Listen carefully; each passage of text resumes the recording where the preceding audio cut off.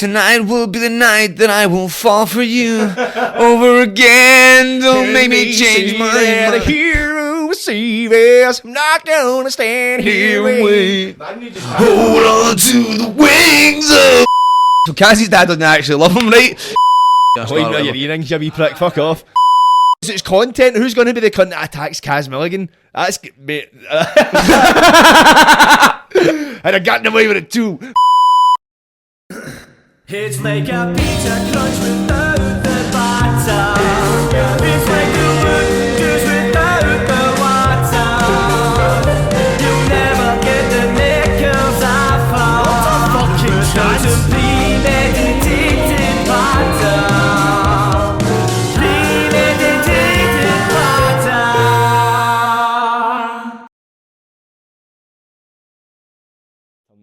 Is that alright? Aye, so you're a fucking fat baldy bastard. Aye, sorted. Not Just for long, mate. Not for long. I know. I'm So not even anyway, fat anymore. I actually lost 4 stone this year. Fuck's sake, man. always be fat, mate. You might not always be bald. How Browns me now? XL, man. Aye, because that's made for a big buff guy. If you were buff up top, know what I mean, that'd be like a fucking set of swimming trunks upside down. But the Fresh Prince of growing hair, the Fresh Prince of the comeback here, we'll get a fucking we'll get something going. But aye, let's start it off, man. Fucking, it's been a while. That was, mate, it was 2 years ago we last done a podcast. You know, did it last year? We did it every Christmas, no? No, it was 2 years ago. Because we never done it last year, no, because we were promoting Bams to the Slaughter.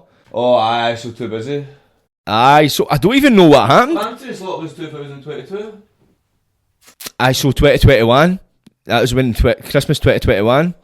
Trust me, mate, I've thought about it. No, I mean, I think the monsters have got you on that. But the Fresh Prince of Des Moines Square, everybody knows you, Ravie Davie, famous wrestler. Now you've got your own wrestling company, you've got your own wrestling school. I was definitely on last year because I was talking about the wrestling school on it. 100%, because we got the clip of me telling people, being a teacher and getting people out of trouble. School's only a year old. Yes, definitely. Producer Sean, tell him. Oh, aye, 50's moving up in the world. He's got a producer. Don't know if he wants to, maybe. Aye, Sean, his name is. Oh, it was 11 months ago, what the fuck? Told you. Yes, one, no, Ravie. Wait a minute, why have I got 2? Because we've done it 2 years in a row now. That's why I said to you about doing it, because we've done it, this is 3rd year in a row. That's what I mentioned to you, because this is like a tradition. Listen now. to this, but, right. Episode 21, the return of Ravie Davie, 1 year ago. Christmas special with Ravie Davie, 11 months ago. Fuck knows. It was obviously, was that a month? It wasn't a month apart. Who the fuck? I must have been struggling that year. I dirty bastard. Nah, kidding on, mate. No, mate, I thought I was 2 years. What the fuck's been going on? We've probably done that to promote premeditated Bams to the Slaughter. But I thought it was 2022. That wasn't 2023 we done that, was it? No, it wasn't. Definitely wasn't it. Because I was mad weight and I've no drink this year. That's a good indicator. That's when you know you're doing alright. Like, when you realise, oh wait, I was sober at that. Because when I done my poetic profanity, I was kind of like, I didn't drink it, did I? And I was like, oh, that's how I had a good night. Because you started no drinking, wasn't it? I know. I started. I started end of November, start of December last year, so my full year. Clean and serene, on mad with the coffee. Well, I'm still fucking drinking, so that's what I need to know. Most 3 years of my life to the monster, man. I'm on the monster and everything, man. The monster monsters God. you. I like the wrestling. We had a few nights in the cat house, and I'm on the monster now. I'm basically a fucking golf. You're a full scale golf, I need to mate. start tanning. No, I don't even know if that's actually PC. Imagine you get a hair transplant and instead of like giving you the blonde hair, they like give you a. See, like the day when it's like a kidney transplant, they give it for a donor, and it's just some mad hairy heated It's job. the mad one where it's doing like that. It's like one's on one of my eyes are covered and one's full, and it's like, tonight will be the night that I will fall for you over again. Don't make me change my mind. The hero save us. I'm not gonna stand here and wait. Imagine you just Hold on to the wings of. Imagine he just gives you a pure skateboard fringe. Imagine just a big black fringe and blonde I'm hair. honestly up for it, mate. I'm getting hair back. That's why you're pure trying to bam up the fact that the haircuts that I'm going to be getting, because you're raging that you can't call me bald. I'm no fat anymore. I'm not going to be bald soon. You are fucked, you specky bastard. You make it sound like I'm projecting here. It's like that's clearly not the case. It's Man, you get more receding hairline than me soon. Watch. Be careful what you mock, mate. Don't call me specky, because if we look at your lineage, then there's glasses in that midst. But anyway, we'll start off. The hair transplant. Tell us how the hair transplant came about. So the hair transplant came about. I done a video. Somebody, obviously people always ban me up with my healing, but then I done one video basically saying somebody's like, you had a rough paper run. No, I mean basically you had a rough paper run. Aye. And obviously, I end up I did it one week go at him, man. Fucking actually, mate, I have had a rough paper run. Know what I mean?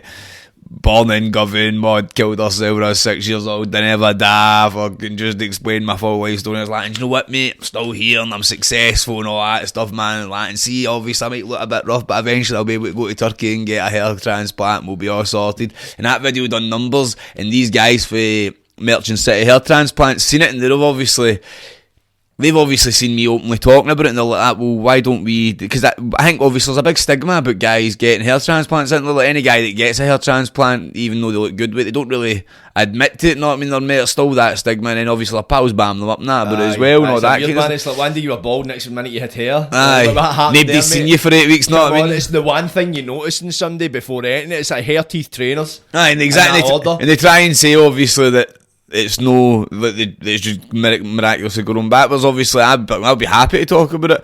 It'd be good content and all for socials. But that's what they said to us. They said to us because most guys aren't open about talking about it. So the fact that I'm open to talk about it, obviously I've got a big following and stuff like that as well. And I've got videos that they're wanting to then obviously get me to date, and the deal is that I just need to talk about it all year, know what I mean, and explain it, not. So is that a year process? It takes about 12 to 18 months before it actually fully, before you've got a full head of hair, know what I mean. You end up, because I know a few people go to it, you need to shave your hair off, and then I think that they take the particles, the hair particles out of the back of your nut, then implant them, then your hair grows in and falls out again. And that's what it does. So they take the stuff for the back. I was obviously in a consultation with the guys, Scott and Paul for Merchant City hair transplant. These go guys are getting a shout out. Scott and Paul, they sound like the baldiest guys ever. No, well, Scott's just got a hair transplant to be fair, but Paul has got a full head of hair. Paul's got he's married a silver fox, not I mean, big Paul. Oh really? I see. Aye. Watch this, I'll be saying this, I'll probably flute not. It's a pure different guy, I think that. No. So Big Paul and Scott made me feel very comfortable when I was in talking to him. But that's what they said. Basically, they're going to take hair for the back of my head, and then they're going to put holes in my head, and they're going to put it in, and then see the follicles. Like the hair's going to fall out, but the follicles then stay in, and that's obviously follicles is where your hair grows for. And they go, the way they were talking, they were saying mine's is going to actually be easy, you know what I mean? Because I know I've got a receding hairline, but it's not actually as bad as people like to make it out, to be fair. And I'm kind of sporting the McDonald's look, you know what I mean? But it'll be about 2,500 grafts, you know what I mean, or something like that. So I'm going to have 2,500 of these stupid scabs on my forehead. 2,500? Is that a lot in the hair transplant game? I don't know. I'm not going to lie, mate. I'm just dipping my toes in the water. You know what I mean? I'm not fully experienced here yet. I'll be able to, probably after that, I'll be able to find out a bit more and tell you how many is the. But I'd imagine 2,500 is probably at the start. And I know it sounds a lot, but I'd imagine if you're imagine if you had Hulk Hogan hair or something like that, and you were getting a hair transplant, it'd probably 15,000 or something like that. I mean, even more. So. That I'm buzzing obviously to get that done. As I said, it'll be cool, and obviously as well the fact that it's getting done for promo. You know what I mean? Like let's see, I bet I can get it done in Turkey and it get fucked, man. And then obviously I phone them up the people in Turkey. I go, well, alright, mate, my hair's done. I need it to get fixed. I'm just going to hear beep. My hair's grown down to my arse, mate. It's gone the wrong way. No, the opposite. No, but the opposite. It ends up no taking it. Like, no, I mean, if I phone up the place in Turkey, they're just going, alright, sound, mate. See you later. Mate, cheers for your money. Aye, thank you. But obviously I phone them up and go, right, guys. This isn't gone right. What can we do? And of course, because it's promo as well, they want it to look as good as it possibly can, because it's essentially they're marketing themselves. Exactly. So if it's a disaster, they want you back in to fix it. It'll not be a disaster. So I'm really buzzing about it, and then that's what I'm saying. I'm going to just do like 365 days with it as well, and just post about it every single day, kind of thing. And especially the first couple of days will be funny, because I'll obviously be absolutely fucked. You know what I mean? I think apparently it does take it a bit out. You know what I mean? So I'll be like. I can imagine you're getting 25 holes put in your nut. You know what I mean? So, but the guys assured me, because there's a lot of people now saying that, be able to wrestle for a while, but the guys assured me I'll be able to do everything after 7 days, and that's what I'm saying as well. The fact that it's for promo, they're not going to lie to me, you know what I mean? So my first match after it, 17 days later on my 30th birthday, and it's like a Royal Rumble, so even at that, I don't need it. Obviously, I'm still going to give my best and do my 100 and do my best that I can, but it means if I'm still a bit tender, it's not a type of match that I'm going to feel like I've bumped the fans if I've no went out there. No, 100%. It's, as you say, it's scabs in your nut. It's like anything. It's like 17 days, a scab's pretty much healed. It's like having a scab in your knee when you're away and you go out and play football, don't you? My problem is, man, I'm a heavy scab picker, so I'm going to need to like, stop myself. I think it'll be itchy. I think it'll be heavy itchy and your napper. Mate, wait, so is it the fringe you're getting done or is it? Aye, my fringe, mate, my fringe. That bit there, this bit here. And the guys, they were pure saying, like, they're saying it'll be easy peasy, you know what I mean? They've got enough hair to take for it. At least it's not one of the ones. See, some people, you need to get it done in stages. You get the fringe, then you get the crown, then you get whatever, depending how bald some people are. That's probably how you can't get. That's probably how you probably can't get that many because it'd fuck your rate up, man. I know. Imagine what they hold. And obviously, you probably wouldn't have enough if you see if you've got all that. You wouldn't have enough to take. Cause you obviously need to take it for elsewhere. Aye. So, but aye, that's buzzing, and it's good and all. It's a full year worth of good content for the internet. It's gonna be glory. Get it right up. How many years do you think you've been ripped for it? No, but the best thing about 3 years, and the best thing about it is it's actually, like, see all these people that have been trolling me and like trying to ban me up and thinking that they're actually fucking with me. They've actually done the complete opposite, and they've done. No, I mean they've granted me a miracle.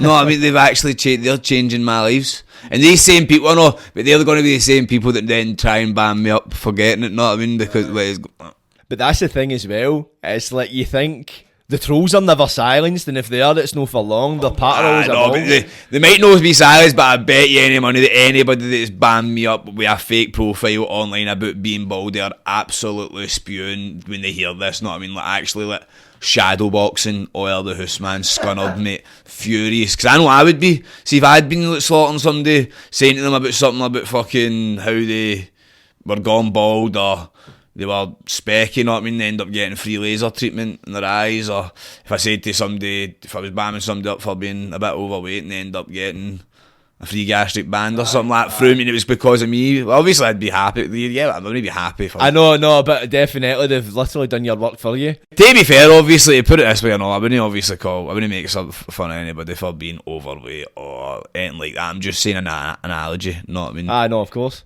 Just in case anybody wants to fucking twist my You words. need to start slagging me for something online. What can you slag? What do I need? Laser eye treatment?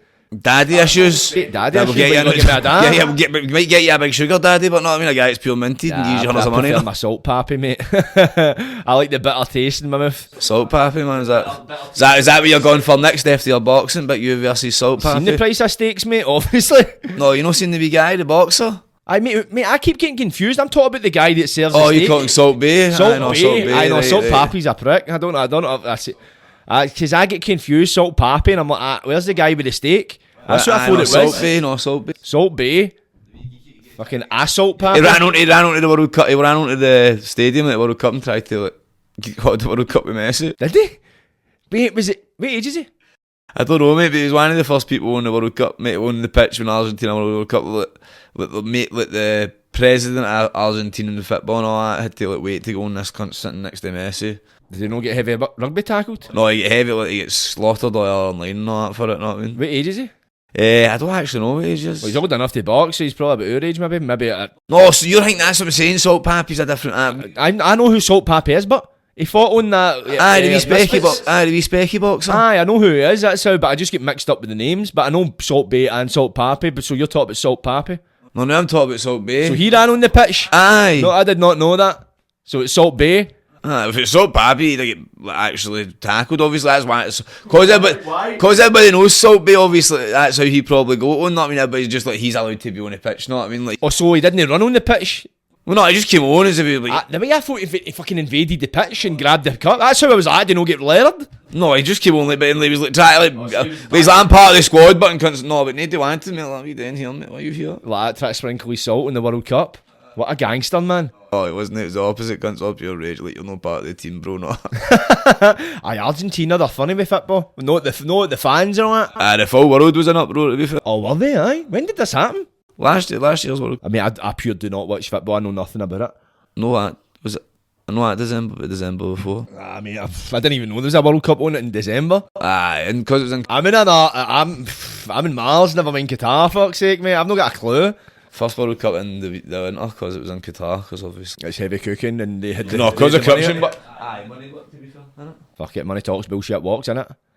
But in the money game, man, obviously we've just spoken about how you forgot your roots, you just get a taxi from Des Moines to Govan, you're drinking your third can of Monster for the day. So tell us, why have you given up your working class roots and now you're a fucking Tory bastard? I'm not a Tory bastard, fuck's sake, man, but You're a businessman, you're a thriving businessman. CPW, since we last spoke, CPW's came on leaps and bounds. and so's the wrestling school, to be fair. They've both I went for, you ever remember that saying, like, you go out, you work 9 to 5, so start your own company and you'll be working 24/7. I feel like I'm working 25 hours a day, 8 days a week. Really? If honestly, it just doesn't. So what does the work consist of outside of the actual shows themselves and the actual training? What are you doing when you're Everybody just, so a lot of people just thinks that I just go to a wrestling show and tell people what to do and that's it, and then obviously the wrestling school I just put on classes. But obviously I don't. For a start, the main thing is, right, for both of them, you can't have a wrestling company or not even a wrestling, you can't run events, or you can't be a coach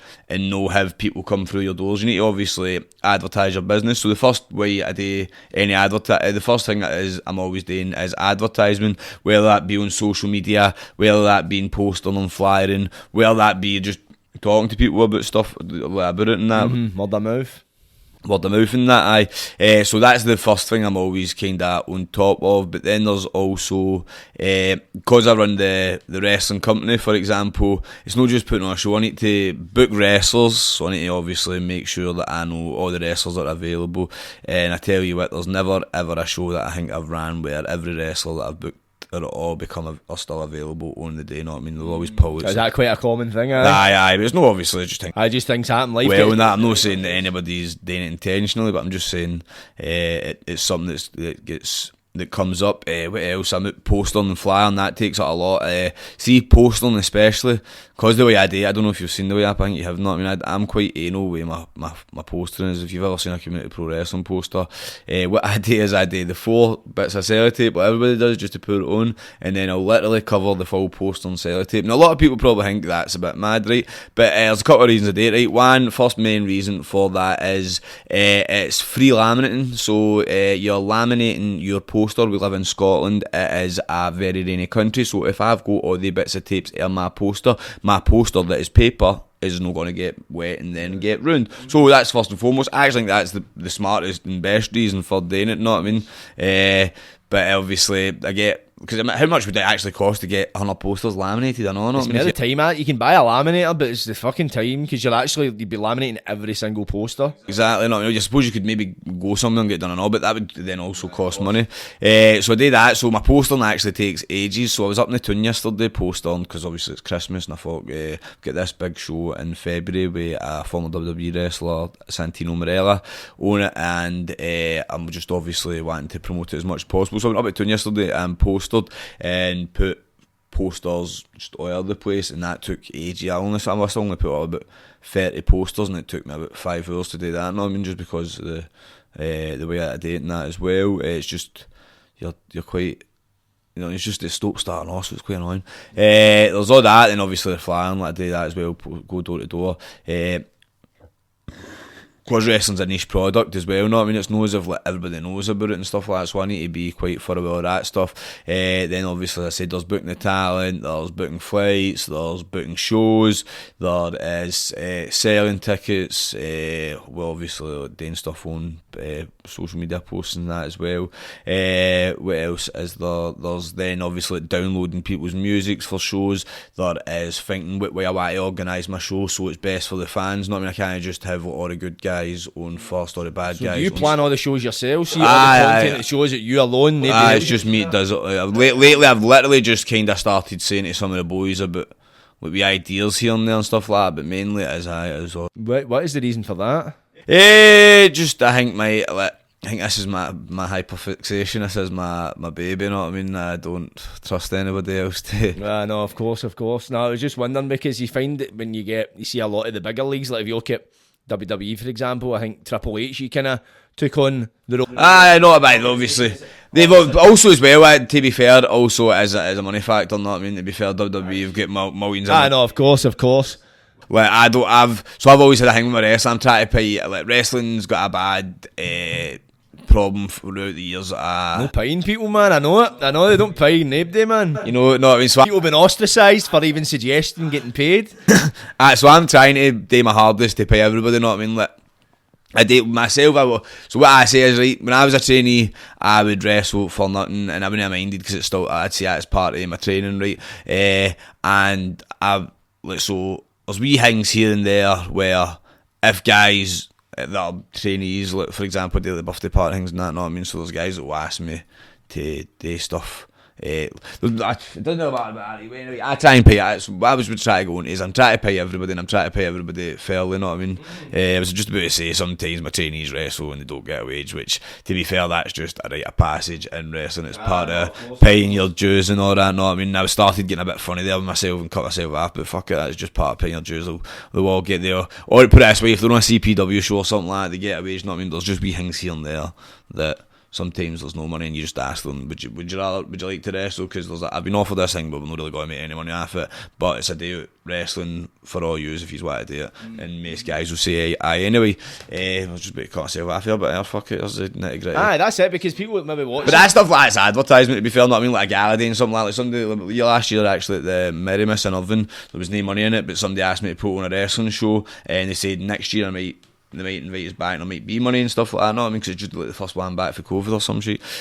So obviously I've agreed to that, and then I've said to the wrestlers, if he's want to wrestle, we can sort that. If no, you don't need it, you know what I mean? Nobody's got to get in trouble for it. But there was no wage in it, you know what I mean? But it's that way that most of the guys, that's some of my trainees anyway, who haven't really wrestled much, so they're just choking to get in and do something, you know what I mean? And obviously and stuff like that, I'll make sure I try and wrestle as much and all that as well. Transparency as well, man. It's like, see, just approaching people in the right manner and saying to them, like, listen, there's not much money in this, but there's an opportunity to wrestle. And but you hear of organisations in the past that if people say, no, I'm not wrestling for no money, then like, see you later then, mate, you'll not wrestle for us again. Exactly, and then that's why, whereas that one of the reasons that I've not got a lot of people, because I want to pay everybody with their worth and stuff like that. I mean, especially if it's for like CPW, because like CPW makes money, you know what I mean? We sell it all, mostly all our shows and stuff like that, so it's not as if we're skint. But what me and Georgia have been doing is we've been putting all our money back into the company, so that's us we just bought a second wrestling ring that's getting built now, buying staging and stuff like that. Obviously we pay, well, no cheap when we're Did you say by what staging? Aye, obviously entrance way. I see what I see, like that kind of arts way for aye, stuff like that. I want to obviously get more stuff like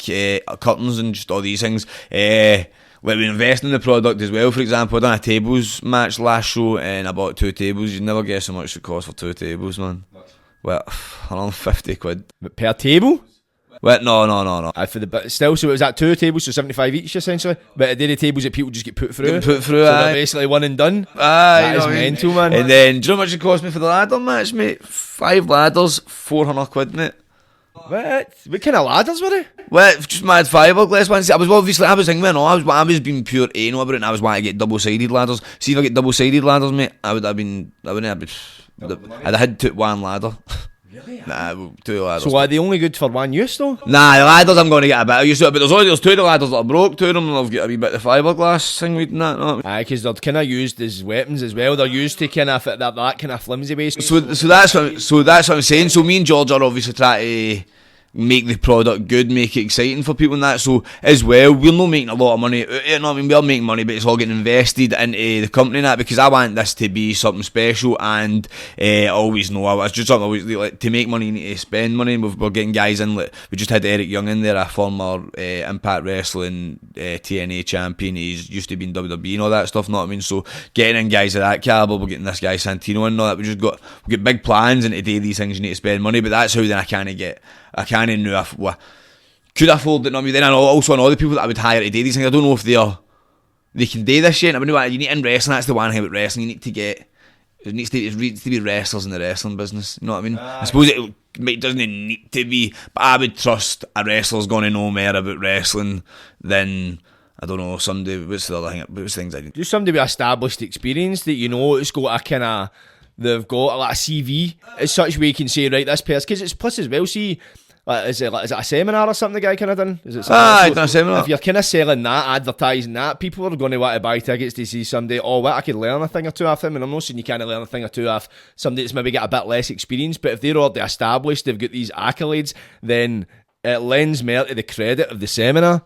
Oh right, you're talking about the Eric Young thing, but I was going back to the thing there about when I was saying, then you were saying why have I no hired somebody to then help us, and that's what I'm saying, because then I know you kind of want somebody to be in the wrestling business that No, you need somebody that knows their shit. Exactly, so that's the hard thing I know. You're not going to hire a plumber to paint your wall. I'm not going to. So the people that have got wrestling experience, these jobs that I need help with, I'm not going to work with these cunts. No, you know what I mean, mate? So I need to. So that's the thing as well. So I need to know then train maybe one of my boys up or something like that, one of my pals up, and that's also hard. And there's the money's not there yet for a job like that, and then I might train them up for it and give them, and then they might be shite at it. So there's all that thing was I know. It's hand in air control, and as well as it's and it's hard to hand air control. It's especially because we've been successful for day one. Touch fucking wood. It's no. The wood's on the you're sitting on wood. It's wood. No, I mean it doesn't die out anytime soon. But see, because we've been successful for day one, it's also that hard way for me to ask for help, because it's like, right, it's hard to ask. No, of course it's like right now you're not going to honour the reins to the chariot for the offset, but maybe as you say, you've started deviating, like there's a wee task and you do and a couple of boys as well have started like kinda try to step up and help me with other things. So obviously those boys probably seen that there is scope to help me with this and I need help there and that, so there's that as well. So it's not just. So that is probably the best way, to be fair. One of the boys may have stepping up and then me saying, alright, well, you can do that then. It's a great... Because one of the big guys, B-Town, I don't know if you remember him, B-Town for the VLs, he's actually wanted to take it and help me with the social media and stuff like that. No, I mean, he's wanted to go on the socials and like, so he went on Twitter the other day and he was like just making me post not for CBW and stuff like that, and then that's obviously eventually maybe he can do that and it'll be a paid job for him eventually, you know what I mean? Plus it's well I know, because they see if they show they're kind of enthusiastic. And he's asked me about it, so it's no as if like, if somebody asked me as well, it was less, not to be bad, not to sound, but like, because there's no money in the position yet, if they're asking me about it, you feel less bad about, right mate, doesn't... No, of course, because then they know the risk. Because if you're going up to somebody like, he'll want to do extra work for me. People become resentful with that, man, if you're trying to burden them with shit, but if they're offering, then it goes well for them, because then they can learn and maybe take that elsewhere. But if I was to ask, what's the craziest thing you've ever dealt with being a promoter? What's the fucking maddest experience you've ever encountered? Fuck. Or something that really challenged you, something you weren't expecting, a massive thing that popped up you weren't anticipating, and you've had to navigate in your time being the king of CPW?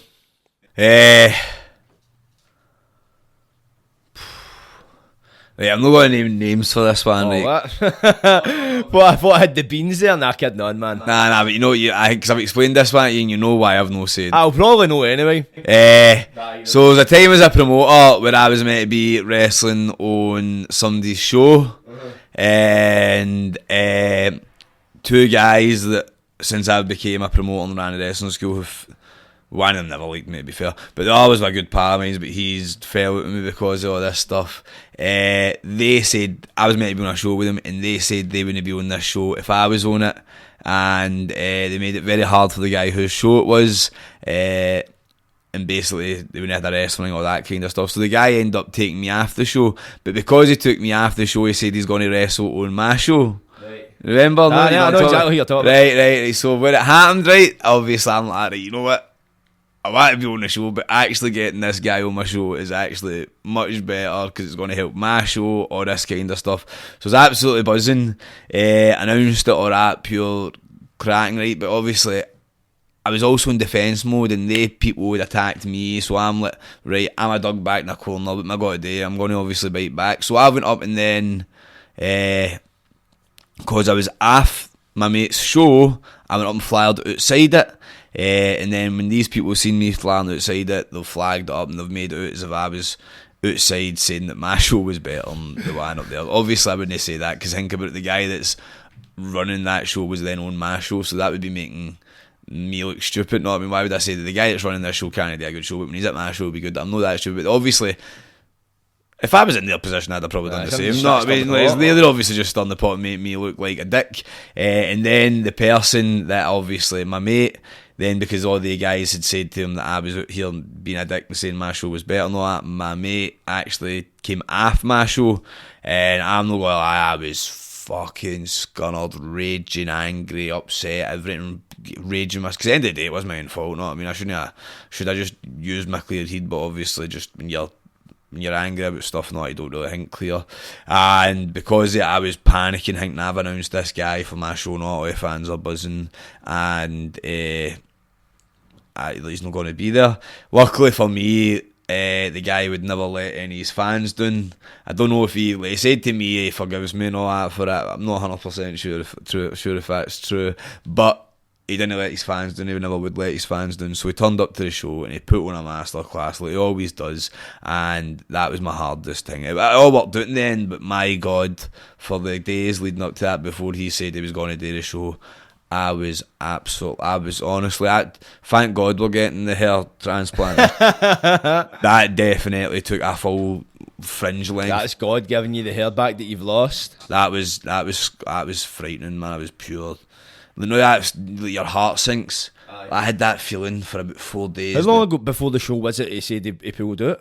He done it. So I announced them basically on the Saturday, and then this thing happened. No, I announced them the Thursday, the Friday, and then on the Saturday I went to his show, fired, got myself out of trouble.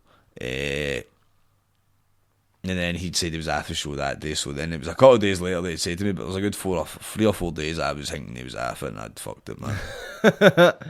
And for the full 3 or 4 days, I just constantly, my heart was like, the feeling of your heart sank was just, that was constantly there. Aye. Oh, it was heartbreaking, man.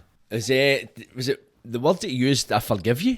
Is that the kind of gist? No, he didn't actually say it. Like, Aye, but it was kind of like, listen, I've kind of... it was more like, right, You said that, I was like, that's a bit much, you know what I mean? No, it wasn't, it wasn't It actually. was a bit of shit stirring and... It was just more that it was just more like, you know what I mean? I just more used that, I didn't make it sound bigger than it is. It was just more like he'd come and do my show, and that, because this person always tries to give me good advice or not, to be fair, not. I mean, he always does. Not so he's like, don't let these people say I told you so to me, because it's the worst thing ever, I know, when somebody says I told you so, and that's what they were all doing to him backstage.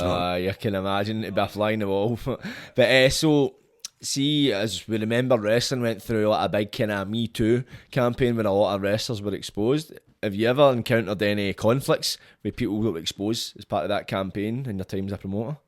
One of the main reasons I started my company was to obviously get rid of these people. So at CPW we have a rule that if anybody get mentioned, if you work, so obviously anybody who get mentioned during the speaking out thing, they're not going to be on a show with us, right? We're not going to have them on our shows. But also so one of the guys have actually came back and run shows and stuff like that, and he's on other guys' shows as well. So see if you wrestle on a show with any of these guys that went and slept with lasses or battered women or sexually assaulted people, all these stuff, you're no wrestling for CPW. And like, too many people are trying to go, but like, they're no suffering if I don't wrestle on that show. Know what I mean? Like, well, the only way to get rid of these people is by always making a stance. So I'm not booking anybody that even works on these shows. And like, some of the people that work on these shows are really good wrestlers and big names and that, but I can't take the chance. I'm not even take the chance. I don't want. I mean, like, to get rid of these people. Like, the way I see it is, right, wrestling again, another weird thing with wrestling. For some reason, these people are allowed back in, and nobody really cares about it because they run wrestling shows and people like to wrestle. But see if like round the corner somebody was out as an ounce or a rapist or something like that, it would be all on Facebook, and we'd be all going away to go and chase them. You know what I mean? It would be you know what I mean? But in wrestling, he's not. I mean, he was there. He's been here since the start 20 years ago. Not. I mean, as if it gets you a pass. No, I mean, but stuff like that. It's like, no, come on, man. Do you think people are just afraid of confrontation? I think that's one of them, definitely. Know what I mean? I ended up bumping into one of these guys, I said, in a van hire place in Paisley, and I've actually bumped into him twice, and he also... But another time since then? Aye, both times. Really? I know, I never tell both times, right, he's like, obviously, well, I'm just going to be saying he's a Jeremy Bido, know what I mean? Mm-hmm. So, and he's like, he's telling me, he's basically trying to get me to hit him, know what I mean? And I'm like, you know...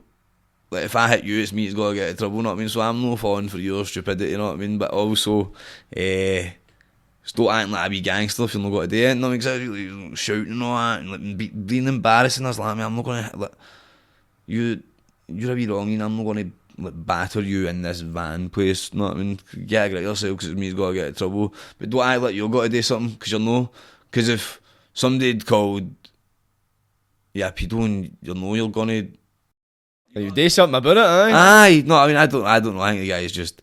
So, that's why I... Try to save face. I get in conflict with him, and then obviously I'm like constantly arguing with people, like getting...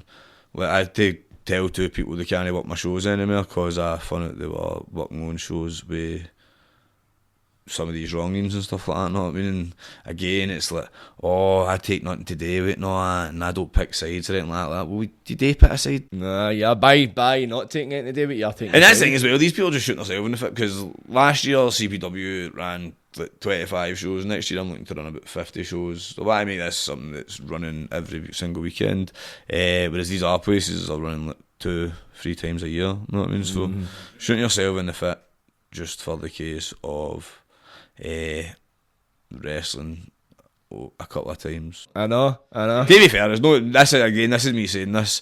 There might be some people that I'm not telling people to stop working there and then come up for CBW, because there's some of you who might just be shite and having a big anyway. They go and wrestle with a pedo so they'll get an excuse not to get booked. No, you know what I'm saying? Like, don't just you should just no be working on shows with pedos, because you get fucking. Because a lot of these shows, You get morals. It's like, what is it? Like 75% of the attendees of these shows are children, Aye. which is are under 16s, which is pretty fucked up. Because I go to your shows, it's like 90% Wayne's young people, 10% adults. That's a bit. That's why I vet my full roster. I make sure there's nobody. That's why I've got these rules in place and stuff like that. And there's people that probably think, there's definitely people in wrestling that think I'm taking it too far, because they're obviously just happy with the way Old Guard is. But no, actually, this needs to happen, because if somebody doesn't take a stand, it's just got to keep going. Nah, it'll just keep occurring. People need to realise there's consequences to these actions. Aye, so that's the main reason I started my wrestling company. And then obviously I started the wrestling school just because I wanted to give people stuff that I couldn't have when I was away. Because obviously when I was away, if I had my wrestling school when I was older, not when I was away, if I had what I've got to know when I was away, I'd been at WWE by now. Not I mean, I would have went to your wrestling school if I was away. Just a shame it came too late, know what I mean? I'm a bit older and I'm like, nah, I'm not into the wrestling. But it's a great thing, because everybody, it's like, if they weren't in your school doing it, they'd boot the back courts. Exactly. Pedigreeing people into mattresses. That's the thing, and all there's people in the wrestling community that are raging about me having the Wednesday in wrestling, know what I mean? Like having them doing some stuff that's dangerous, but at the end of the day, they would be doing this dangerous stuff outside the house. And they'd be doing it probably either themselves, because they've not actually, because now in the wrestling school they've met pals that like wrestling, but most people don't actually have pals that like wrestling when they're growing up, know what I mean? So what would happen is these Waynes would be doing it either with their like, wee brothers or sisters, hurting them, know what I mean? And they don't even want to wrestle, or they'd be jumping off like stuff in their house, end up breaking their arms or something like that, or they could be doing it at my wrestling school in a wrestling ring with somebody who is a trained professional, and meet all these wee pals that they've got. There's people in the wrestling world that are like, you shouldn't be doing this and you shouldn't be doing that, what you should be doing is teaching them the fundamentals. What's the fundamentals? Like all the boring stuff, like then Or the crap stuff? basically people that have never run a successful business try to tell me how to run a successful business. What has the reception been since you started your school for the wrestling community? 50-50, you know what I mean? There's people that love it, and then there's people that hate it, and then there's people that... So as I'm saying, I think it's just a divisive topic, because it's not even like, it's weird like in wrestling, like, the people that hate it will usually be the people that you're better than and you're doing better than, you know what I mean? There's actually some people that I'm doing better than enjoy it, and then there's people that are doing better than me that don't like it and stuff like that. I mean, they just think that it's just like some people just think wrestling's sacred and we should be, no, I mean, all that stuff. But the way I see it is, when you're 5 years old, you can go and do football, rugby, karate, MMA, dancing, boxing, all this stuff. This stuff that's, I think, more dangerous than wrestling, know what I mean? But because people have died doing, no, I mean, that's what I'm saying. People have died doing our sports as well, but no, I mean, people die playing football. Exactly. I don't know why people just are fucking. Cause they're not used to it. Yeah, it's like people are used to, like you're going up through school, people join a football team, people get into boxing. This is going to be a thing. Like through school, people actually got to a wrestling school. Well, this is now going to be a thing, but that's what I'm saying. I'm starting to trend, and it's going to be fucking. This is good, because I think my way, I think my wrestling school's got to go on forever at least, know what I mean? Because I'm going to run it, then Bo run it, then hopefully Bo's win, or He's will be like the Hart family of Govan. I know you don't like it. To be fair, I'd like to franchise it and all, and like send people, like get one there, definitely an opportunity for that. No, I mean, because there's nobody else that does it either. I know it means people, because you get people travelling for far and wide, didn't you? I've got people for Ayrshire, Rossi, Dumbarton, Helensburgh, West Lothian. There'll be people that don't come as well because of how far it is to Exactly, or definitely. the untapped. Also as well, let's see if untapped anybody was to talent. try and steal my idea, like run a in wrestling school, and there's nobody that could, like, I've got all these mad games I've invented and all that. I've got this sauce, mate, for this. Not I mean, I'm just a big Wayne. No, I mean, but yeah, that's how I know. I just think to myself, oh, what would be I just imagine if you're like these other guys, they'll have to think, what would be fun if you were a bit. But I just like that would, and also I've got Paul to be fair, not I mean, but that would be fun. What would I like to play if I was, not I mean, and I just like. Because half of these games I play with the Waynes and it's fun. There's one game I've got where they're on the wrestling ring and I've got because that's what I'm saying as well. Obviously there's all different things we do for the Waynes. There's a 5 to 11-year-old class where it's all like games and having fun and meeting pals and building confidence. Then we've got a 12 to 15-year-old class that's kind of getting ready to be wrestlers, not quite going to have them having full matches. Well, that's just some of them do wrestle matches and stuff. But you know what I mean? It's no like. In the adult class, I'm getting them. As soon as you're ready to be a wrestler, I'm going to start putting you in shows and stuff like that. So you're just trying to become a wrestler. Whereas if you're 12 to 15-year-old, you're getting kind of geared up to get ready for the 16-year-old class when you're an adult class when you're older. With the 5 to 11-year-olds, that's what I'm saying. I've got like a game where they're on the ring and I've got it's like basically like tennis. Not I mean, but they all grab the ball and like header out to me or kick out to me and I need to catch it before it bounces. Not and I'm like flying it back. I'm having a ball. Not I mean, I'm doing this one called Dodgeball Royal Rumble and I've got the ball and I'm smacking the veins with it and then they're eliminated. No, I mean just flinging the ball full force. What? Not kidding. Edit that bit out. No, keep that in. Nah, kid, I'm joking. But no, and it's just because like, I've got the experience of doing the youth work and all that as well. That's what I think. I think a lot of people just think Ravie Davie, this mad idiot boy for Govan, just starting a wrestling school for Wayne's when he doesn't have a clue what he's doing. Know what I mean? But obviously people don't realise I'm not even a dad, I'm a stepdad. Know what I mean? So that means I'm like, actually looking after somebody else's Wayne. Bo's obviously my Wayne for fuck's sake. But you know what I mean? Like, I'm looking like I've got a history. I've been able to look after somebody else's Wayne comfortably. Know what I mean? I'm a youth worker. I'm a big idiot myself. Know what I mean? I've obviously as well. See for the last 8 years in wrestling as well, I've been a babyface, a good guy. You know what I mean? So what have I always been doing after every show? I've been interacting with the Waynes, getting my pictures taken, all that. So I know how to like deal with children and that as well, not I mean when they're being shy, because that's as well, like amount of times as well that Wayne's come out of my wrestling school, they're shy, and then actually the amount of messages I've had this week with them all messaging me saying Merry Christmas and thank you for everything I've done for the Wayne, because Wayne used to be pure shy and now they're like, confident as anything, mental, not I mean? And that's because like, I just feel like I've had all this experience that's been building up to this, and that's why I think it's successful and all. I mean, I see when I went down, because I wasn't too sure what you actually done. Like with the classes, it's like I just knew you done the wrestling school, but when I went down, there was something pure about it, seeing like the Waynes in their element, man, full of that energy and that. And the mods, because it's not just the Waynes it benefits, the mods and dads that get a couple of hours free on a Saturday or that, they can tap the Waynes off and go away and they can trust you with their Waynes. And there's that thing as well, it's like you're good with Waynes, you know, like I've seen some Waynes, like I think it's a certain type of people who can deal with Waynes, especially in crowds. See me, I'm like that, off screaming Waynes, it's a bit much for me, but I'm just not really used to it. But I feel as if you kind of fit that mould perfectly, you know how to kind of interact with them, and at all levels, like you can encourage them, if there's ones that are greeting, you know, you get Waynes that are kind of, that go against it, the ones that kind of start greeting, they don't want to take part because they're no winning, that kind of thing, you know how to kind of that's my bad, that is what I see, because the thing with the no winning, right, I nipped that in the bud with all the Waynes, because I was bad for it with Bo, obviously, trying to be a stepdad to Bo and that, and just let him win everything, because it's just a case, I want to be the big guy's pal and all that, so if he can beat me, I think I'm cool.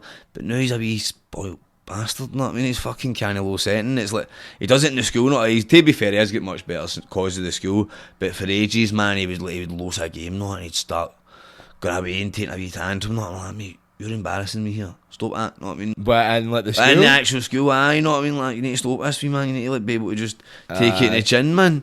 And then obviously, so with the rest of the Waynes, it's like a pure. That's my life. Anything like I just nip it right in the bud. And it's no because like I know how bad it can. Because Bo struggles to lose. You know, you can see how it can progress. Plus, it's a life lesson. Exactly. And plus, and alright, obviously, like I'm not going to obviously get into any secrets in case any of the Waynes they watch it. But they're in the rank sport if they want to. You know what I mean? If they want to win all the time, and you know what I mean? If they want their skill to be the reason that they win, it doesn't matter how good you are as a wrestler. You can win a loss any time.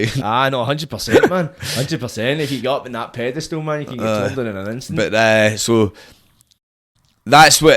So that I always nip that right in the bud, just because it's like that's what I'm saying. Seeing my hang about the wrestling school, especially if I thought, you know, class, right? See, before I build wrestlers, I'm building confidence, and it's that wee thing that you said there as well. That's my favourite thing. See, on like wrestling especially, right?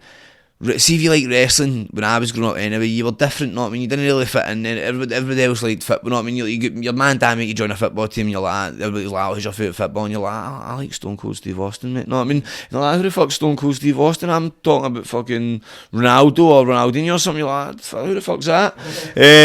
But it's now all these Waynes, instead of giving it like the moms and dads, because all the moms and dads are not of say to me, they take their Waynes to football, and they didn't like it, they took their Waynes here and there, and they didn't like any of that, and then they come to wrestling, and they all love it, know what I mean? It's good. Their aim, that's what I always say, their aim wee place to be them, know what I mean? To like, just be their whole selves, know what I mean? They don't need to worry about and a lot of them do come in shit and like, well actually what I was actually talking to the boys about it last night, one of the wee guys, man, it's the boy that's his birthday night, obviously I'm not like saying everybody's saying names anyway, but the way this wee guy came in last year, right, and I had to do these entrances with him, right, I wouldn't date, it was so shy, mate, actually like one of the shyest wee guys ever, right, and then see last night, he was in, there's a game called Eliminate our entrance Royal Rumble where I let them all do their wee entrances and like they put a crash mat in and they all kid on red, they're not actually hitting each other, but they all like kid on their flinging punch and they all like sell it and all that, they're all play fighting, all it's heavy, it's wholesome, man. And the wee man ran in like he was being Jey Uso, so Jey Uso's if you watch wrestling you know who Jey Uso is, but he's one of those, so he's Roman Reigns' cousin, and The Rock's, they're all related to The Rock basically,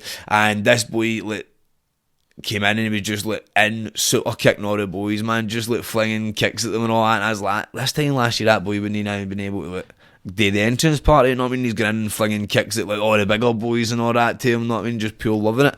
And that's the thing, like, these Waynes, like if he'd just sat, you know what I mean, if there was this wrestling school and his dad tried to take me football and then he worked and his dad tried to take me boxing, he's boxing, eventually his dad had just been like, right, fair dues, I'm just going to leave him in the house and just like, because you're not going to let no to be a dick, like, if it's a computer he likes, then fuck it, we'll just let him play a computer, you know what I mean? And then maybe his dad had wrestled with him and stuff like that, but he wouldn't have had anywhere to actually go and be active about it, where now there's a place where all the Waynes go. Aye. And plus as well, man, it's like, see, even if they start the day the wrestling school and maybe they go into like something else, it'll give them the confidence to go into like acting or something like that, but whereas before they wouldn't have had that because it's in an arena.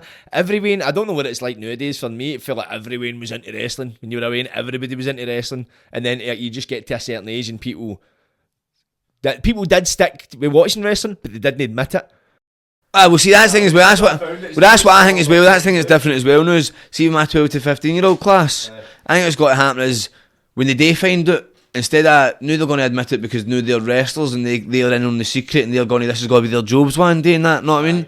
Because I've got to admit, to be fair, right, my 12 to, I'm most proud of, I'm proud of the full school, right, my 12 to 15-year-old class, I'm most proud of for the simple reason is they are all the age group where it does get embarrassing and stuff, like if you're an adult and you're like you're past the stage where it's embarrassing, you're like, right, you know what, fuck it, I actually love the wrestling, I don't know why I even cared in the first place what you said, but I fucking love the wrestling. I don't know why I said he's in the first place, I didn't like it, because it's fucking class, I'm all in, balls on the table, wrestling, here we go, know what I mean? And then, when you're a Wayne, obviously, as you said, mostly all Waynes like wrestling, know what I mean? Even Waynes that don't like, if they like you could probably stick wrestling with it and all Waynes will be drawn to it a wee bit, know what I mean? Even if they're like into other stuff, know what I mean, like their football, it doesn't need to be their number one thing, but most of them have got to be in it.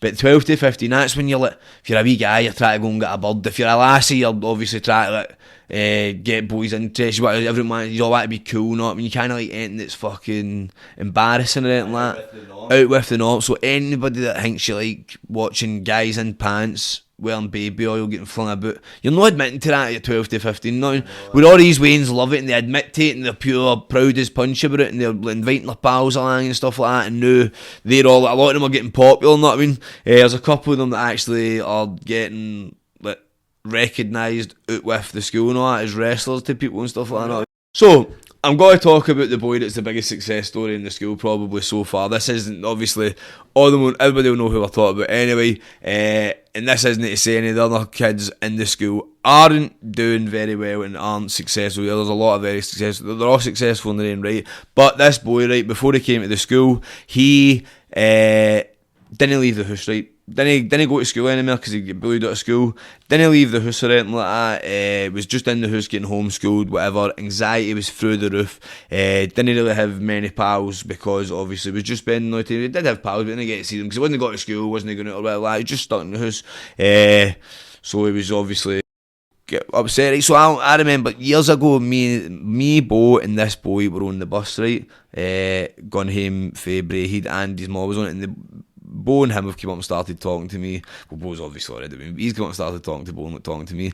And I always end up like, they were talking about who they wanted to be wrestlers. Like, one day, boys, I'd like to start a wrestling school and like, teach people your ages. Not even, it's always been a dream of mine. It's not even just especially because of Bo and that. I just always think it's a class idea. I've always, me and Xander have had this idea since we were Waynes about having a wrestling school for people that are younger. Just why does it need to be for that? So I was talking to the boys about it, like, oh, that's cool, you would love that. So they were pure, end up talking about it, buzzing, whatever.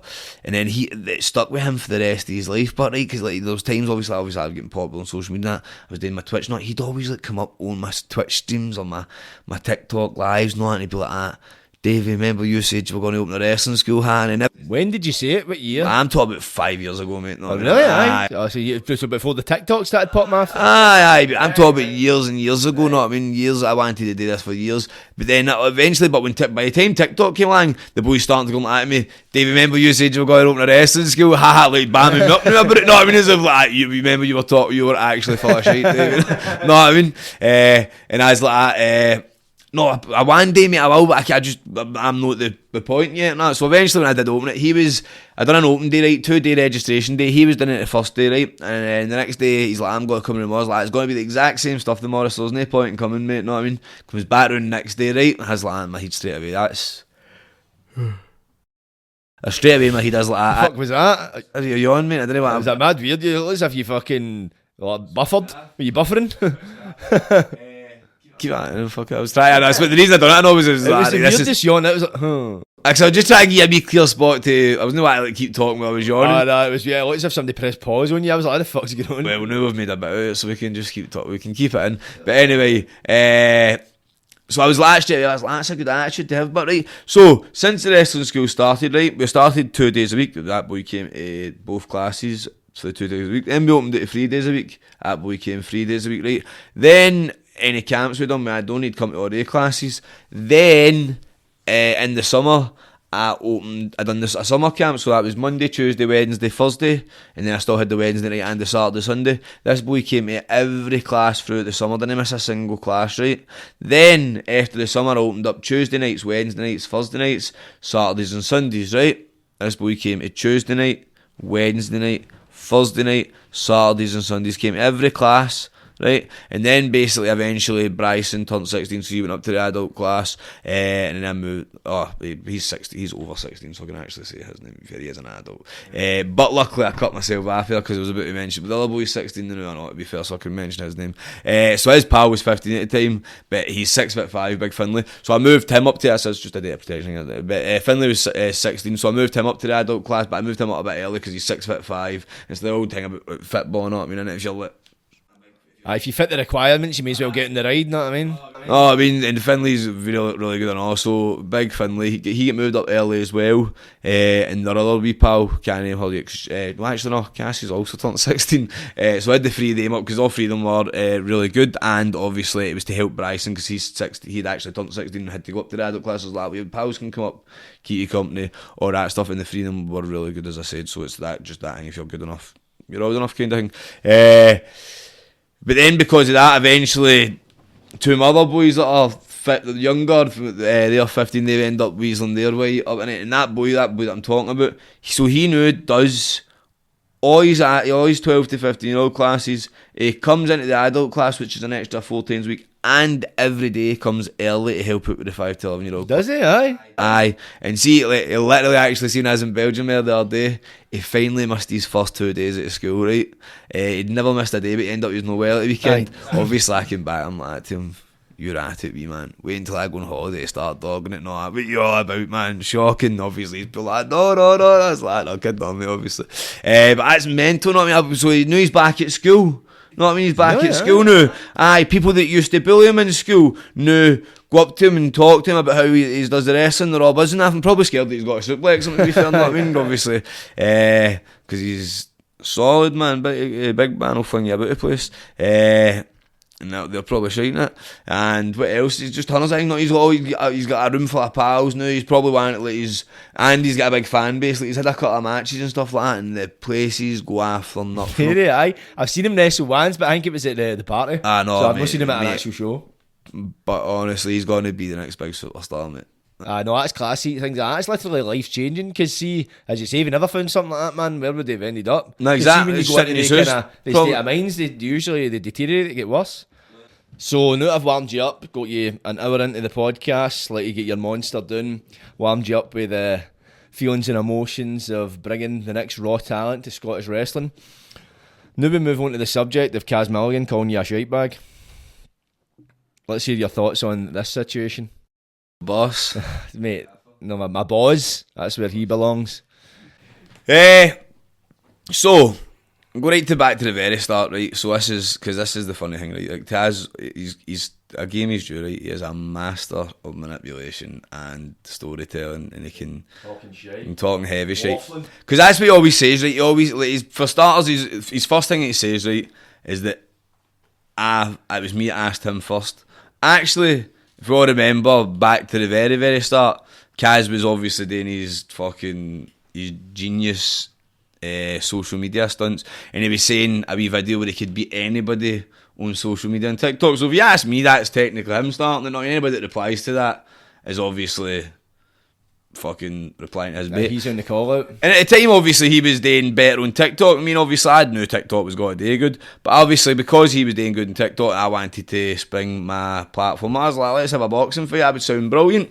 Because this has been going on for about 3 years, and then also, I think about the early 3 years, what's happened in the last two, with my wrestling company and my wrestling school. So the main reason I wanted to fight Caz is I wanted to get the attention of a social media boxing event, would be then to open my wrestling company, get attention for it, get eyes on it, stuff like that. Because then if you notice, or not, nobody will remember, but then as the fight, like the talks about the fight gone after it, points I was wanting to make sure that it was me that was hosting it, because I wanted it to be in a CPW ring and all that kind of stuff. So then obviously that, and then as it goes down, then I start my wrestling school, and obviously I wanted it to get attention from my wrestling school. But now since both of them have went on, both of them have came on a bit, I wouldn't be able to just do something for nothing. I mean, the reason I wanted to fight for nothing, I was calling Caz in the first place, was to be able to build these things, right? But also, at the end of the day, I'm a businessman. I get that these things can be profitable, so that's why I did always leave it open to interpretation. But Caz saying I'm a shite bag, right? If you actually go back to it, why did he never want to fight me when it was for the start, when I was always saying about it? Not, I mean, I was always up for it. It was free time, right? If I'm the shite bag, then when the both of us were in Tenerife, know what I mean? And obviously, he knew that as soon as he found that the two were in the same area, he wanted to get a game of tennis. No, I mean, that sounds more like, if you're actually asking me, right, that sounds more like a shite bag king, right? Me just no want to deal with a wee weasel because he's making an edited video and calling me a shite bag, because I don't want to give him the time of day, I don't want to make him money. Doesn't make me a shite, sound like, that's less of a shite bag king, know what I mean, than messaging somebody asking to play tennis because you know they're in the same country and you know you've got a bit of beef. No, I mean, I don't know, that's just maybe the way I'm brought up is just a wee bit different, know what I mean? So that all happened as well, and then because obviously with the tennis thing, I ended up messaging me going, that tennis thing can't happen. I've been up to his fucking hotel, so I'm fucking scared of the guy. Why did he go turn up at his hotel? I turned up at his hotel trying to find him, and he obviously wasn't replying to me. No, that hotel. What was your plan if you found him? I just fucking slapped him. Really? I just gave him a wee slap, because he's always been saying for ages. This isn't the first time he's been. Well, the last time actually, I had to be filmed before hotel. Like, that was because he was saying wrestling was fake, no, and it was pure slaughter and wrestling. So that was the time you were telling him we came down and wrestle you. Yeah, and it was pure slaughter and the wrestling, and all that. And I was like, I'll show you wrestling's no fake. So they gave him a wee slap. Obviously, to be fair, I don't 100% know what I would have done. That. I mean, it would have been good content regardless, and that was the main thing. So that all happened, right? And then eventually, it all came out that he was wanting to fight Mark again. And then he was trying to get us two to fight on the undercard. So I done a video going, I'm not going to fight my pal. Doesn't make any sense. I'm too busy now for that. The only fight that I would put it on the back burner for is you, Caz, but it would still need to make sense. So then apparently that's me calling him out again. You can say that if you want, know what I mean? But also as that's happening, right, I done that video like 2 weeks before it. Then after that happened, I went to Ireland for the wrestling. I ended up fucking going to the TNA Impact thing, the gut check. I ended up getting to be a referee for Impact in Newcastle. Then after that I was wrestling in Dunoon, and then in Tarbert, and then in fucking Belgium, on like the space of 6 weeks. So everything was getting a bit busy, you know what I mean? So Caz ended up phoning me one night. He's like, "Oh, Mark, shout out it. I'm going to send you a contract. Let's fight." So he sent me a contract, 50-50, right? So let's think about this, right? So I get it. If anybody's watching this, for most people are going to be watching this, you don't actually think I'm a shit bag, just say it to annoy me, right, on social media. But you need to actually think about this, right? Let's see business. I know most of you probably hasn't actually done business, but you can't just go and fucking sign a contract in business and then that's it. You need to read all these things. And Caz sent me a contract, I could actually show you, but he sent me a contract for a boxing match on the 2nd of March, right? So for a starters, I'm in Morocco on the 2nd of March for my 30th birthday. So if I sign a contract, not these people that sign a contract, I sign a contract, I'm fucking liable to whatever because I can't fucking make the fight. There's a starter. Then secondly, there was no ticket prices or anything like that on it, no how much it's got to cost, no nothing. So I can sign this for 50-50, and then he sells tickets for £1, and then 300 people go and make 150 quid, and then he's talking about making the biggest payday of my life. 150, know what I mean? Come on, mate, I get that for an hour at birthday parties. But anyway, so that's what I'm saying, all that stuff. So eventually, obviously, because I'd said online 60-40, he's ended up phoning me up, and I could tell he was on the phone as well. I could tell he was recording on the phone. So that's how I started bamming him up, not I mean, like, "Oh, actually, I don't know if I can sign it tomorrow," and all that. And that's the thing as well, you fucking daubers believe in him. I'm disappointed in a lot of you, by the way, believe in Caz Milligan. He's been stringing me along for 2 years about a fight, not I mean, bamming me up, doing all this and that. And then the 1 second day, one thing, not I mean, to bam him up about it, going like that, or whatever, not I mean, I know, actually, I'm at wrestling more, I can't do this, can't do that. I'm a shape, get to fuck, man. You can tell me, we've got ready for a boxing match right now, aren't you? We'll find his hotel. No, I know his address. I'll get to that, but anyway, what was I saying there? So you were talking about you could have done it for 150 quid? No, you know what I'm saying, like, it could have been anything like that, and that's thing, fucking probably looks like that's how it turned out anyway.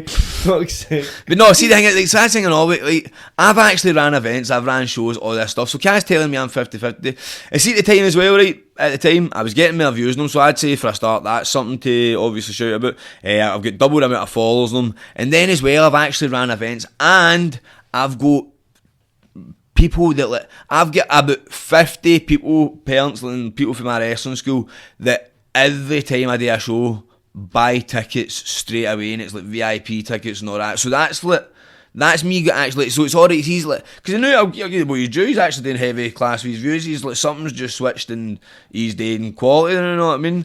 Give him his due. Props to him. Give the devil his due. He's a wee dick, but that's the thing. See, he talks about the views, right? Aye, it does more views, but see when you look at the comments, it's like 90% of the comments are cunts slating him. Aye, well that's the thing is, he goes like, "Oh, I do more views than you," because I compared the video, it was like he done like maybe double the views I done, but the same amount of contents. Mine were all positive, his were all just getting slated. Aye, exactly. It's like, do you think people are buying tickets to see you fight? Exactly, and that's the thing as well, like, see as well, like, most of these Scottish stream this, so you try to tell me most of these people that are watching is TikTok comments, and they're gonna, one person's gonna buy his wee thing and then stream it to every cunt. I know what I mean? Mate, I think as well, mate. Tickets are gonna be, stand tickets about 30 quid. It's getting advertised to like the people of TikTok. Mate, if we were, obviously, see if we were 10 years younger, we were on TikTok, we weren't doing what we're doing now, we'd have been trolling Caz Milligan for a fact. But so what would have stopped some mad 16-year-old and his pals turning up, getting mad with, like, I'm on 30 quid and we can do Caz. He's going to need to pay more than a fortune out to stop, to get security, you know what I mean? It's like, who's going to stop a wee 16-year-old that's got a half bottle in him, a bottle of Mad Dog? Aye, that's the thing, man. Because it's content. Who's going to be the cunt that attacks Caz Milligan? That's, mate. And I got away with it too. But that's the thing. That's, mate, fair play to him. He's putting this thing on and that. I'm fighting on it.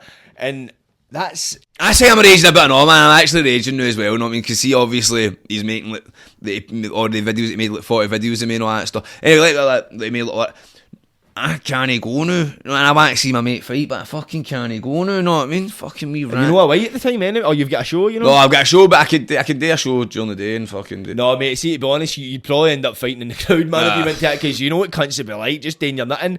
And saying that, it's on the TikTok, crowd, know what I mean? So you know what they're like in person, they're very different to online.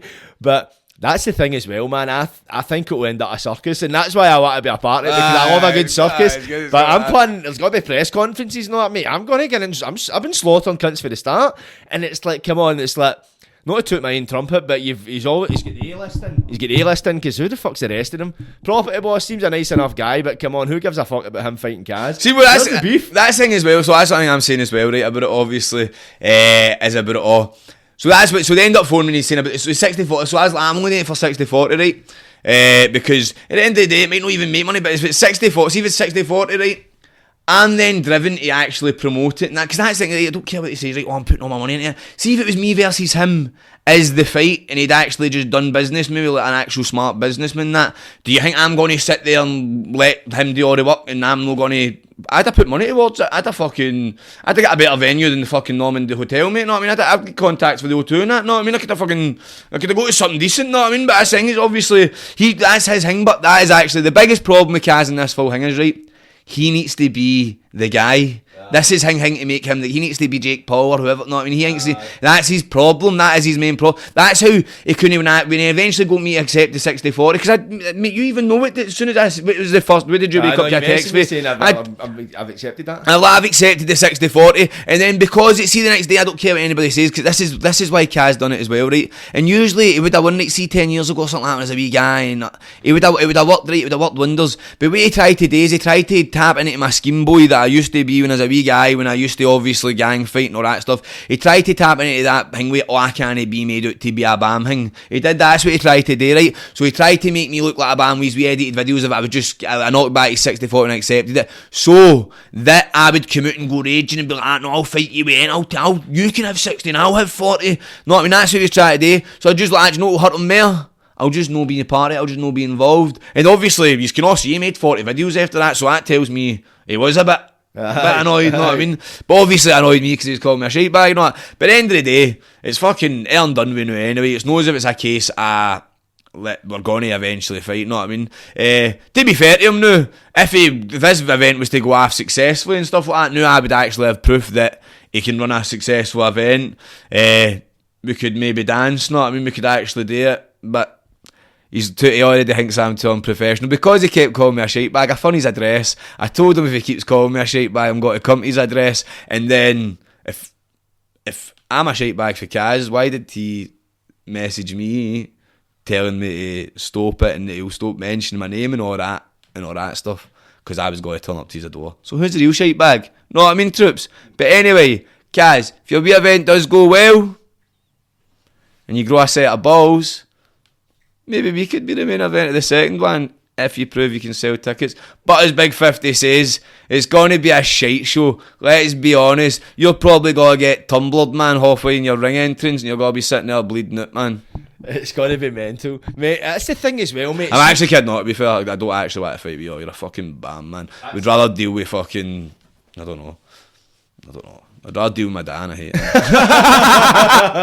That kid normal. That's a fight. Me and my dad on the undercard. Mate, no, see, that's the thing. Me and my dad versus you and your... No, me and your dad versus you and my dad. Oh, imagine that, mad tag team fucking boxing, mate. That would be class, mate. That's well, they've started doing that with Misfits, mate. Tag team boxing. I know, that's what I was saying. Remember, I was like, me and you've tag team. Me and you versus Caz and Jasper. That's the real main. I would have been class, but they weren't. But mate, I watched that Misfits card. You probably watched it, no? Mate, that was the best fucking match out of them all, just because it was so random. What was it? Was it like an actual tag team match, or is it like just two guys, like a tornado tag, like 4 guys in the ring bottoming? No, it was a tag team. Like, so you tag a guy in. You would tag it, but if you let off a guy, you go and tag him, and he jumps in pure fresh. Yeah, he breather, man, like, get us a drink. That's actually good, man. So I don't know if Wanny... Yeah, that's it, what you just did, man. After this one goes tits up, we'll start the next TikTok boxing event. The main event will be me and you teaming against fucking 2 cunts at one punch.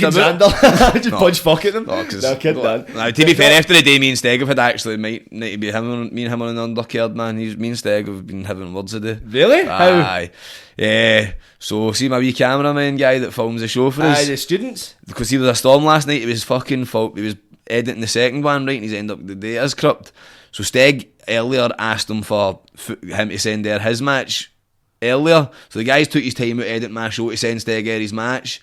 no piney guy or anything like that for it, no, I mean, this is my fucking guy. And then now I'm like, Steg, see if you hadn't asked him to fucking do that, maybe he'd have got that done earlier and it would have been in a fucking storm, so me and Steg would have been heavy fucking... I don't know if that's a fucking bit of a reach in it. It probably is, but also Steg's then also saying that this cunt fucking should have had, like, I'm just saying Steg, it could have... You blaming Steg and Steg's blaming him? Aye. Typical Steg. Fucking Steg, you fucking blaming bastard. But anyway, Caz, if you're watching this, Caz, you've just watched one of my podcasts. What a dickhead. But see, that's the thing.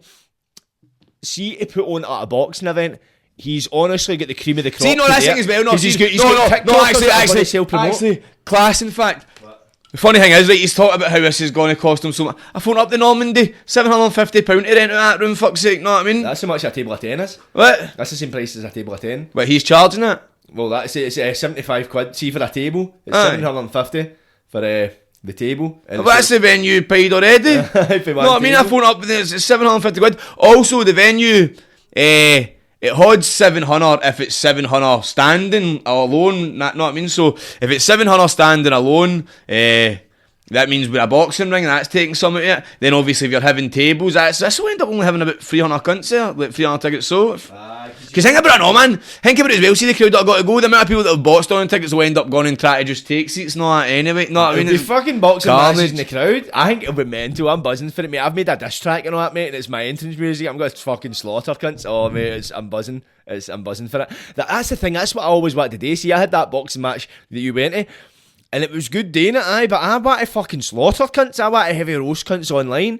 And they're going to be doing press conferences and all that too, man. I'm going to heavy Conor McGregor cunts, mate, I've told you. What I'm going to do, mate, cunts are getting slaughtered. Like, this is my niche. Like, if Caz has been the troll, I'm the cunt that slaughters cunts. So, obviously, it's a shame you couldn't be a part of it, but they've been good. I mean, maybe we'll come to one of the press conferences. You invade it. They did fucking Tyson Fury with the Batman fucking clobber and he's run on and fucking rugby tackle some cunt. Let's go, champ! Let's go, champ! See, that's the thing though, but it's like, he talks about, because I think the idea he wants to make it a recurring thing. What if he gets his ass kicked? Property boss is a big guy. To be fair to my career, Jimmy Joe does look like he can shift on his bad. But I think he's obviously been a fucking boxer, you know what I mean? He's like, he's never boxed. Your dad's a boxer. That's how. What I actually think. Right, this is the full story. This is right. And Caz will be raging with what it does because this is me mentally dissecting him, right? So Caz obviously is an internet troll and he's obviously wanting all this attention online. It's because when he was younger, his dad wanted to be a boxer, right? Caz didn't want to be a boxer, so Caz's dad doesn't actually love him, right? Right. So Caz's dad doesn't actually love him, right? So he's grown up with obviously this love that he needs. So he knows a wee bit about boxing but he never wanted to do it. So that's how he's not a pure boxer, but he can do it. But that's because his dad didn't take into day with him because then he wanted to do the box. Like, fuck that wee daft, you know what I mean? He wants to be a fucking social media star. You got your earrings, you wee prick, fuck off. So he didn't love him. And now, because that's what he said to me and all, and I thought, he said to me when I was talking, he was like, I'm only doing one boxing match, and it's because I want my dad to walk me out to my ring a lifelong dream. No, that's because obviously his dad has grew up no loving him because he'd never wanted to box, and now this is how he's winning his dad's love back, know what I mean? This is the way he's getting his dad's love by boxing a 55-year-old man, know what I mean, in front of the 4 people. Is that what age you probably boss is? I don't know. He looks at 47 or something. I think he'll probably boss because I'll be honest, Alan Big man's like used to flinging the big strikers about in the junior fit. See when you see him, I don't know, because see when you see, obviously he's got fitness, but you see him hitting the bag and you're like, but I wonder, is he playing, he's playing possum, do you think? I think Caz has got a gun, he's going to whack him, man, because the probably boss got a bit of meat behind him, man. He's a big guy. He's needing to lose a lot of weight. He's losing about 2 stone. That's what Caz said he would fight me if I lost 21 kilo. I was like, I need to cut off a leg.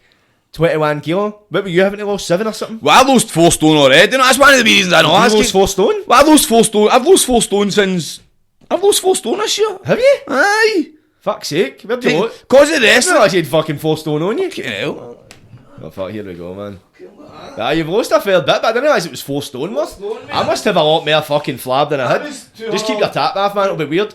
I just for the full podcast, you sit your tap off, man. £227 and I'm doing your skin. Like 178 or something. Fuck's sake. Aye. I didn't realise you had that much on you. All sorts, mate. Fucking hell, I must have a fucking fair bit of stuff. I wish I lost it now, man. I could have let it gas. That's what I'm saying. But that's what I mean, and then I've started to lose another 7 kilogram. No, I mean, I don't fucking know well. No, fuck's sake. The thing is, because you can lose a lot of weight in water weight, but we're no fucking trained fighters where we're conditioned to do that. You can't even fuck you up if you're not used to it. I know. But Aye. What was saying? We were just I talking. probably was. I don't know, to be fair. Caz, put it this way, Caz can't lose, to be fair, he's no go and he's not going to be able to do another one. You know, that's it, he's ruined. He's got to come back and He's ruined, man. Try to play the puppet master. They with his weren't, boxing promotion. they weren't made 40 videos about me, man. Fucking joking to get at, joking to get at point one, man. I'd just fuck it. To be fair and all, man, if he was beating me, I'd just... I hated him, man. That's the thing as well. I'm not fucking not. I mean, I might fucking invade the ring and smash some cunt. I mean, Sick, man. What are you talking about? But no, because that's the thing I know. People are saying, when I was saying about his fight back, see, obviously when he finally said to us, obviously I was said in the contract, I was like, I'm back to him. Oh, if you want me to sign at 50-50, we'll need to date an MMA. And then cunts like, you're a shite bag, cut, try to change. Like, these cunts have never negotiated anything in their fucking life, no? I mean, you don't just say to somebody, aye, let's go, I'll just sign that. You obviously need to then throw all for it. So I was just saying, if you want to date 50-50, mate, we do wrestling, because see, we do wrestling, it means I don't need to start training for something else and all that. I don't need to start doing that. I just do my wrestling training, come in there and I would beat you in 3 seconds, not I mean, something chokehold. Aye. Eat your punches and fling you.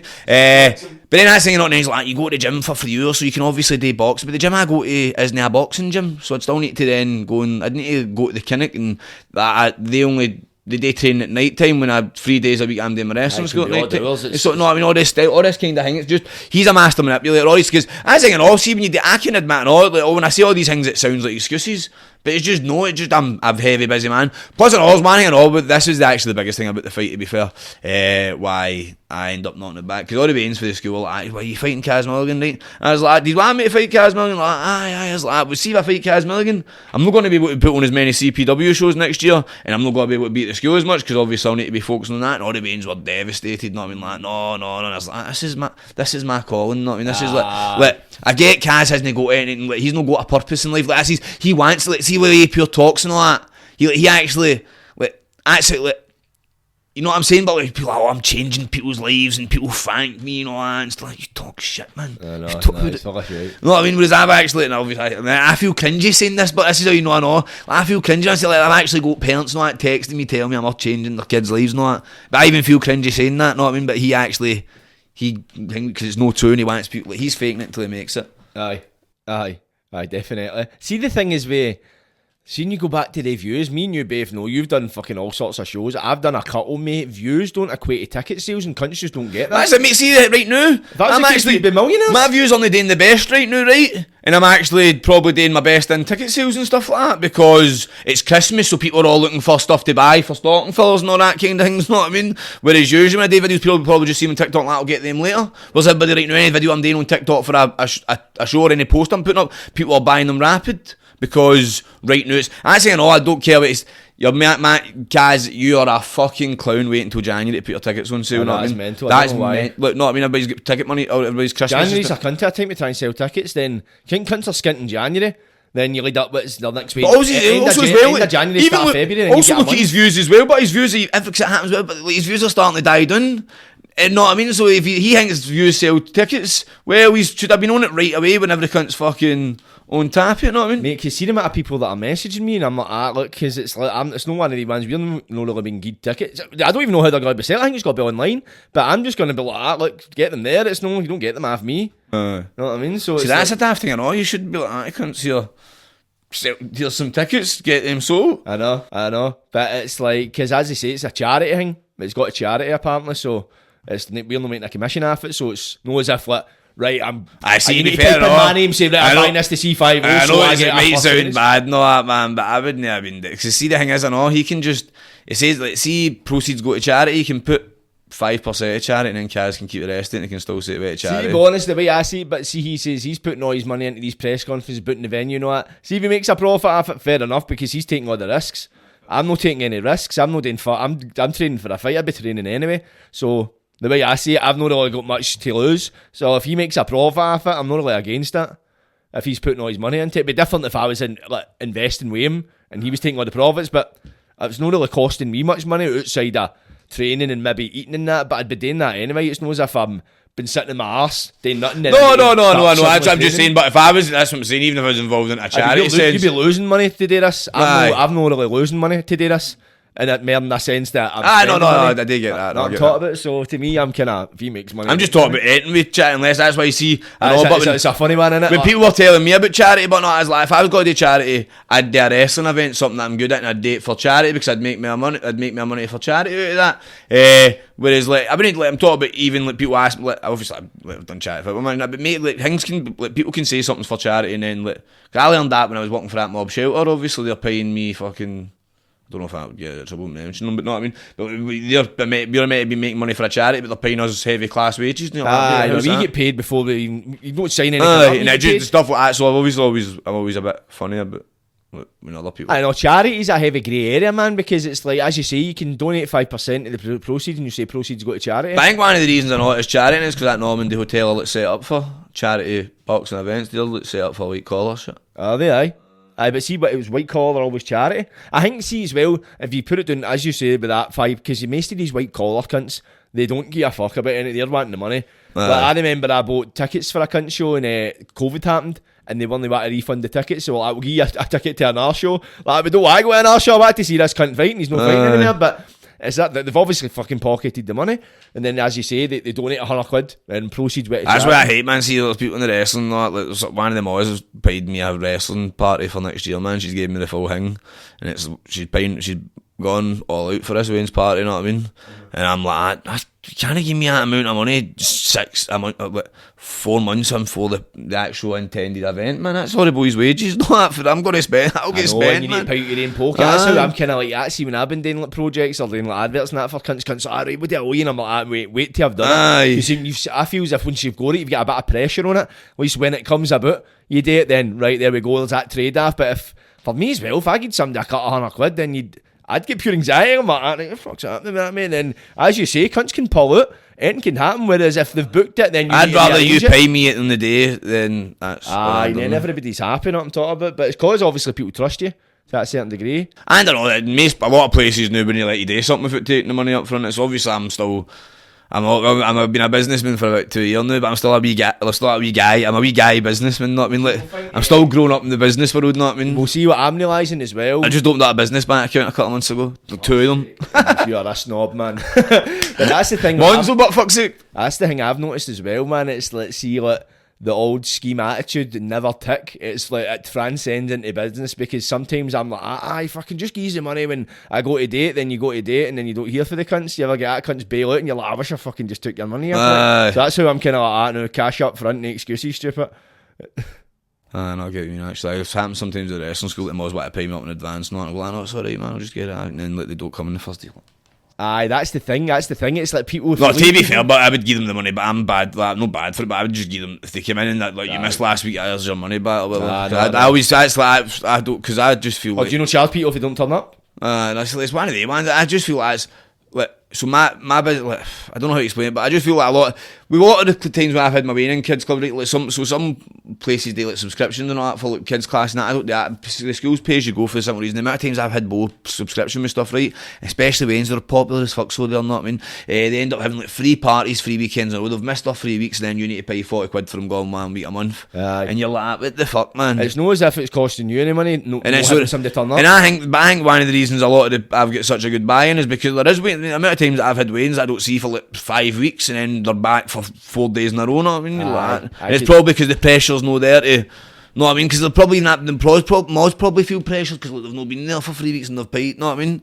Whereas with me, it's like they know just drop my affidavit and you sound. Because then, as you say, if you went a few weeks and you say there's been money taken out of that kind of thing, it puts you off coming back. But if you know there's no kind of strings attached, then it's not too bad. Man, that's my big thing about it. So I think it is. I think it is worked for it, to be fair. So how's your TikTok been since you've been obviously been a big business mogul, man? Have you been able to allocate a lot of time to like content creation, or do you think that's? That's actually suffered. So that's 2024 is definitely going to be like. Man, I remember I used to be pure regimented, but I'd have like specific times and all that. I'd post and stuff like that. Man, I'm just that busy, man. I end up looking at my phone. I'm like, I'll post something, and somebody phones me. Know what I mean? I'm on the phone for 45 minutes, and then it's like 2 o'clock. I'm like, I was meant to post this at 12:30, man. All that shit.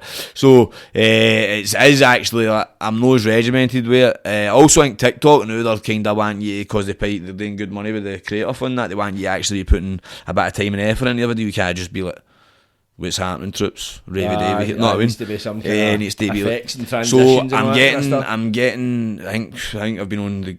I've been a good boy this year. So Santa's getting me the Google Pixel 8. So I think that's meant to be a content creation phone in it. Know what I mean? Like they can get rid of noise in the background and stuff like that. And Nice. also, TikTok are constantly promoting this fucking phone, right? So see if they don't fucking boost the algorithm on my phone after I bought this fucking thing, I'm going to have words. Aye. A strongly worded email. Mate, see that creator fund, mate? When I'm like that, it says estimated earnings, and Oh, they've kicked me off it, mate. I'd done no bad. I'd made about $1,000 there the last fucking. I got a video that got 1.8 million views, man. I was doing a bit of decent money, and then just all of a sudden, that's why the reason I was nipping my thing in the bud. Wait, like, I didn't want to be involved because all the people that were like getting wide with me, and I would argue back with people, and then I'd be getting banned, and now I've been kicked off this fucking creator fund. why? Because you kept getting banned. Because I kept getting into trouble, because I kept getting strikes. You get banned. That's why I just don't bother half the time. It's hard. That's that scheme boy mentality, but somebody called me a sheep bag when I would say it in my face. Know what I mean? You're saying, But yeah, I know it's that thing as well. It's just trying not. Do you know myself? I fucking took that's what I'm saying. I'm trying to grow. I'm more grown up. Know what I mean? But it's just be things to get to. You know what I mean? I know, sometimes it's that thing when you try and not react in the moment, innit? But that's what I'm saying. It's fucking cost me money. You know what I mean? Because I've fucking sitting and making videos all this month, and I've been kicked off. I can appeal on the unboxing day. Fuck's sake, man. Hopefully they're good to you for Christmas. Get you a Google fucking Pixel Chrome and your fucking creator fund. Mate, I'm on that, like, a similar thing on Facebook too. I make money off views and it says estimated earnings, but I'm like, where are they? Where did they go? I'm like, right. Just because my reels were doing good in Facebook. So I was getting like... Do you save your video before you post it, or do you put all your stuff on CapCut and all? Because that's one of my things I always end up... I always just film mine through TikTok, and then when it saves, it's got a watermark, so it does shite on Insta. Aye, well, that's what I do, but it usually it's saying that Insta, I've noticed the views still do alright, mate, but it's weird. I still do good views, but the likes maybe don't correlate. But if it's getting viewed, then it can be liked. It's maybe cancer just not liking it, but no, my views are still doing well, even with the watermark. I've never really had an issue with that. It's on... I think, see, when I was in Banged Up, see, like, some of the videos done like 1 million fucking views on Facebook. So, aye, mate, but I think I started making money after views after the 1 million ones. But I'm still like that. Where's my money? But I can't remember if it was October or November. Maybe started it, so maybe I'm just still waiting in the pay. Definitely. You get your stuff linked up to it and that and all. Aye, I've checked my accounts and zilch. That's thing. Instagram have started paying people for reels, but it's only certain people. It was US, then invite only. But I'm like that. My reels are doing decent on Insta, so I'm raging. Well, where's my fucking money? You know what I'm talking about? So what's the step next? Where do we go for here? In 2024, tell us, man. In 2023, it was me and George's plan to run 12 shows. Because the year before we'd ran 6 shows on. 2021 we ran 1 show. 2022 we ran 5, 4 in Govan and 1 in our place. So last year the plan was to run 12 shows. By the time June had came, before me and George were going on holiday to Tenerife, we'd ran 12 shows already. So by the end of the year we've ran 25 shows now. That's not including like birthday parties and all that. But we've ran a lot of shows this year. The diary's filling up. I've already got 60 matches booked in for next year. My goal I've got a few goals for next year, but the goal is to CPW to run 50 shows, to keep the school growing, and hopefully to keep going my wrestling career, not and get bigger, win more championships. I've won 2 belts this year. I'm hopefully going to win more next year. So I had my first international wrestling match this year in Belgium. I want to start flying all over the world and that, and I want to do, remember Leighton Buzzard's done there the last year. I want to start doing stuff like that. I managed to wrestle for TNA Impact, one of the biggest wrestling companies in the world. I hopefully want to then go and push on and then maybe wrestle for them as well. I'll get really well with the boss that weekend, so that's always good. Help them with these different kind of stuff. I've been asked to help another wrestling company out in Edinburgh with their promotion and stuff like that, because my promotion's gone well, so I want to obviously just keep, basically it probably sounds like, it doesn't sound like it's pure but I just want to do better than I've done this year, you know what I mean? I just want to, oh my god, but I want to double everything I've got, everything that I've done this year that was a good accomplishment. I want to try and double it, because see at the end of it, see if I don't double it, I'll have at least done more than that I've done this year. And that's success, isn't it? Of course. Even if I was to run the same amount of shows, not actually, it wouldn't be unsuccessful, know what I mean? But just don't want to rest on your laurels. Always want to aim to improve, because if you set that benchmark, you can only work towards it. Definitely. aim for the moon, you always reach the stars. No, don't say that. That's what Dallas used to say. Let's say, aim for the sun, you'll end up getting burnt. Aye, fucking. So, what about WWE? Have you never had anything? Obviously, I'd like to get signed with WWE. That's always the main goal, know what I mean? But I don't even think I should need to say that. And I'm not being cheeky at you, mate, obviously. But I'm just being like, if I'm a wrestler, right? If I'm a pro wrestler and I don't want to go to WWE, there's something wrong. Know what I mean? There's fucking. Aye, but I already know the kind of script where WWE's really. Before, I remember when you first go to wrestling, you're talking about, right, it was kind of.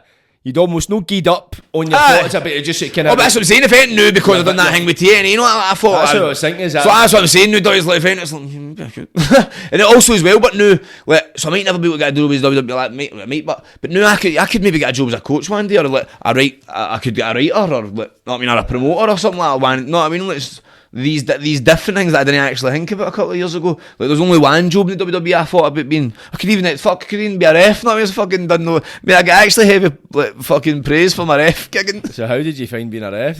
So the ref thing is actually, this is right. See this ref thing, I don't actually have no say this, right? Because this is genuinely the maddest story that's ever happened to me probably in my wrestling career, right? And it seems weird that it's my maddest one, but it just is, right? So what happened was TNA Impact Wrestling, the third biggest wrestling company in the world, at least definitely in America, but in my eyes the world, right? Well, doing a tour in in the UK. They had Grado, Joe Hendry. That one of Joe Hendry's one of the big wrestlers now. That was a lot more convincing you on.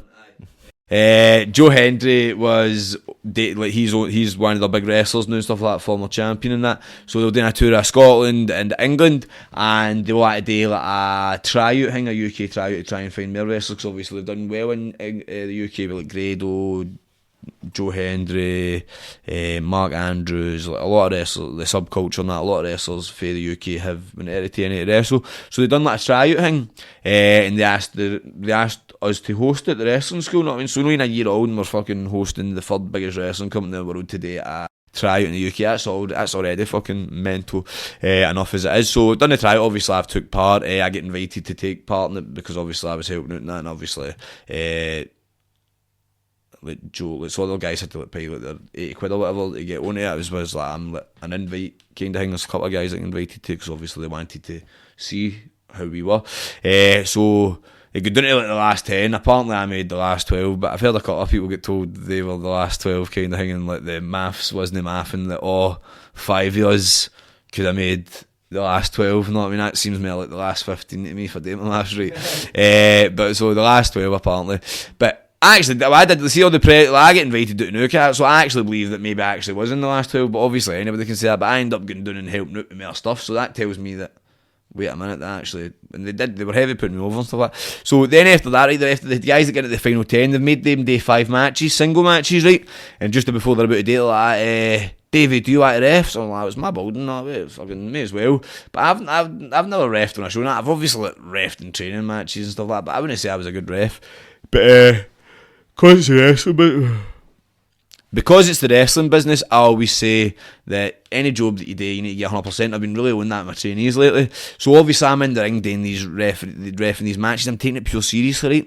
And then at one point, Joe Hendry's looking at me and I'm hitting my head. Am I doing something wrong? No, why is he pure looking at me like that, right? And I actually ended up speaking to Joe about this, right? So I'm like, hey Davey, why? I'm thinking, no, I was like, Joe's looking at me like, well, Davey, why are you taking this so seriously? Because like guys in the corner, I'm pure like, 1, 2, like, and, well, obviously, the way I'm thinking, Joe's looking at me like, why are you taking this so seriously? Because like I'm taking away for their time and it's nothing to do with me. But I'm obviously thinking, like, I'm being given a job today in front of these guys. I want to show them that I can do any job fucking given to me. But Joe ended up saying to me anyway, he didn't even know what I was talking about, obviously, and he's probably getting spoke to after the boss and he's sitting pure shiting himself. So he's sitting probably getting said to something, he's like in deep concentration looking at me, and I'm sitting thinking, fucking. Oh, so he wasn't even looking, he just happened to be looking at you? He's just like talking to the boss and like just happens to like, the boss is here and he's looking at me and I'm like I'm like what am I doing wrong? Aye. So after all the 5 matches, Jose brought me out, right? He's like, Davey, come here, I want to have a word with you and all that. I was like, he's like, it's nothing bad, it's something good and all that. He's like, so obviously you made it to the final to his lap, but you're not with them. You probably know what you're saying. I did get it, to be fair. They can't have, like, because this gut checking got to be a show, they can't have me turn up my trachea. Even if I was the best, right? You can't have me turn up my trachea and my wee ripped hat and all that, and no looking jacked or anything. Like, my trachea's not really flat now. Like, you doesn't know what my build is and that, right? You don't know what my build is in a trachea.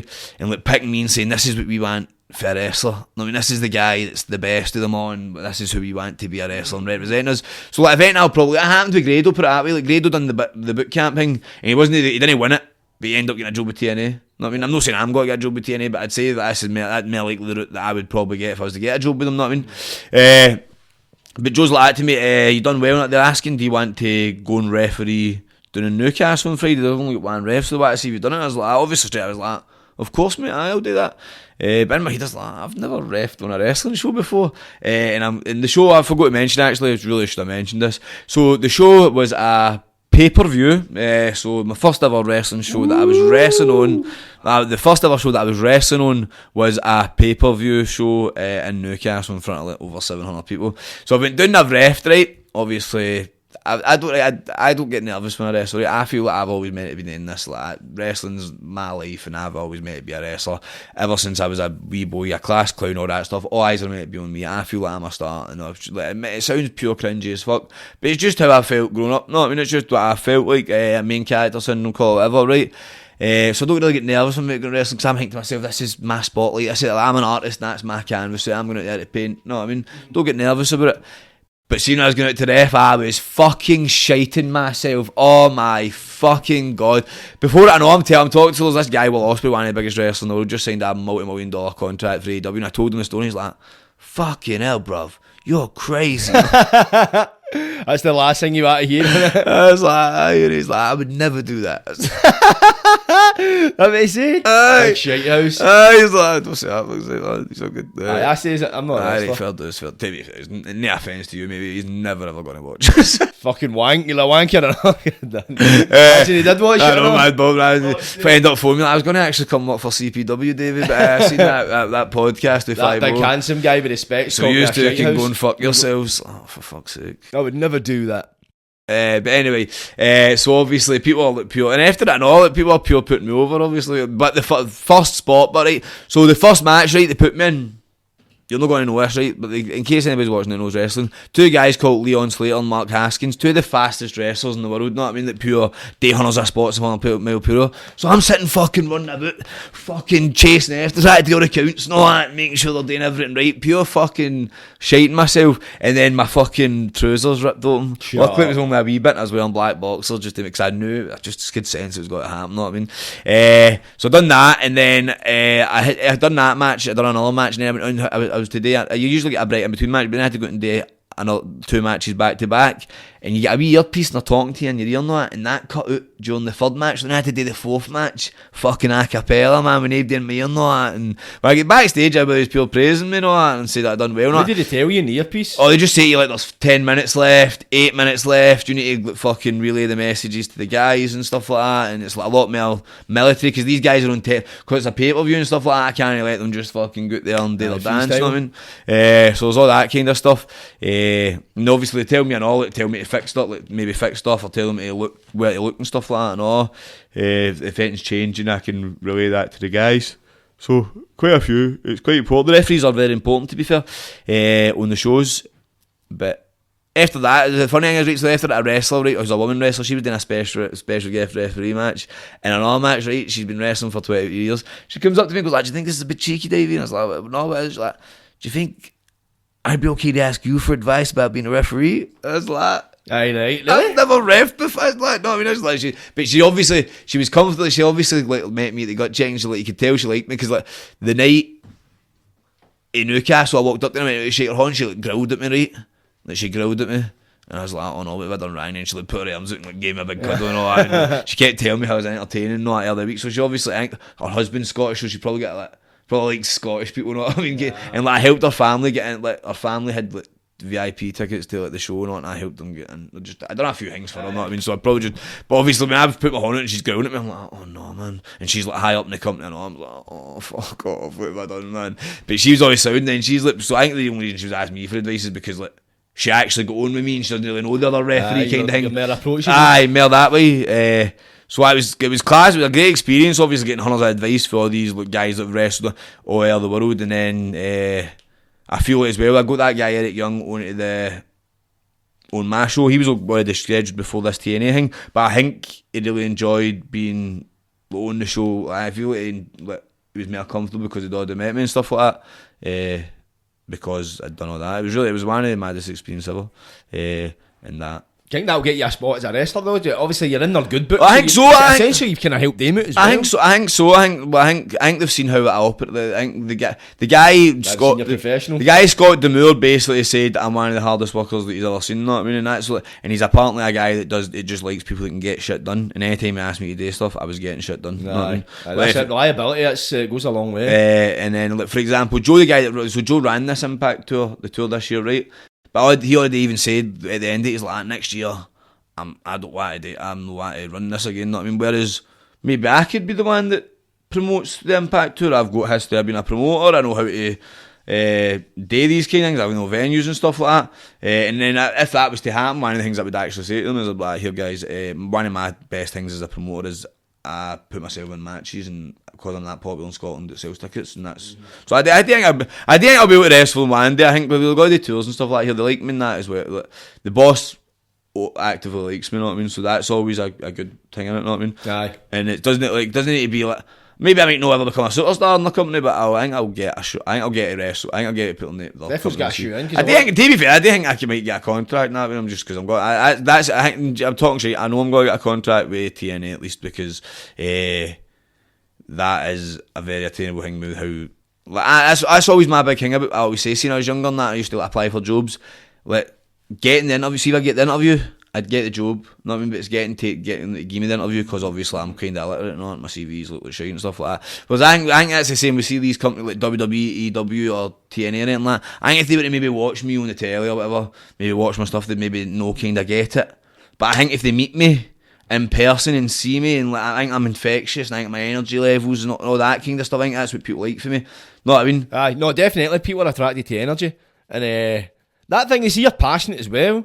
Aye, when that's the guys Scott Demure, he's seen me running this, he's seen all the hard work I was putting into the gut check thing. I was always making sure everything was alright. If I was asking them everything alright or that thing. Then the next day I was helping them days TNA. It was helping run this, helping any jobs that needed on the Scottish show. Then I went down to Newcastle, ref, and I was helping with anything I needed on that. So they were just fucking, I think they were just impressed with the.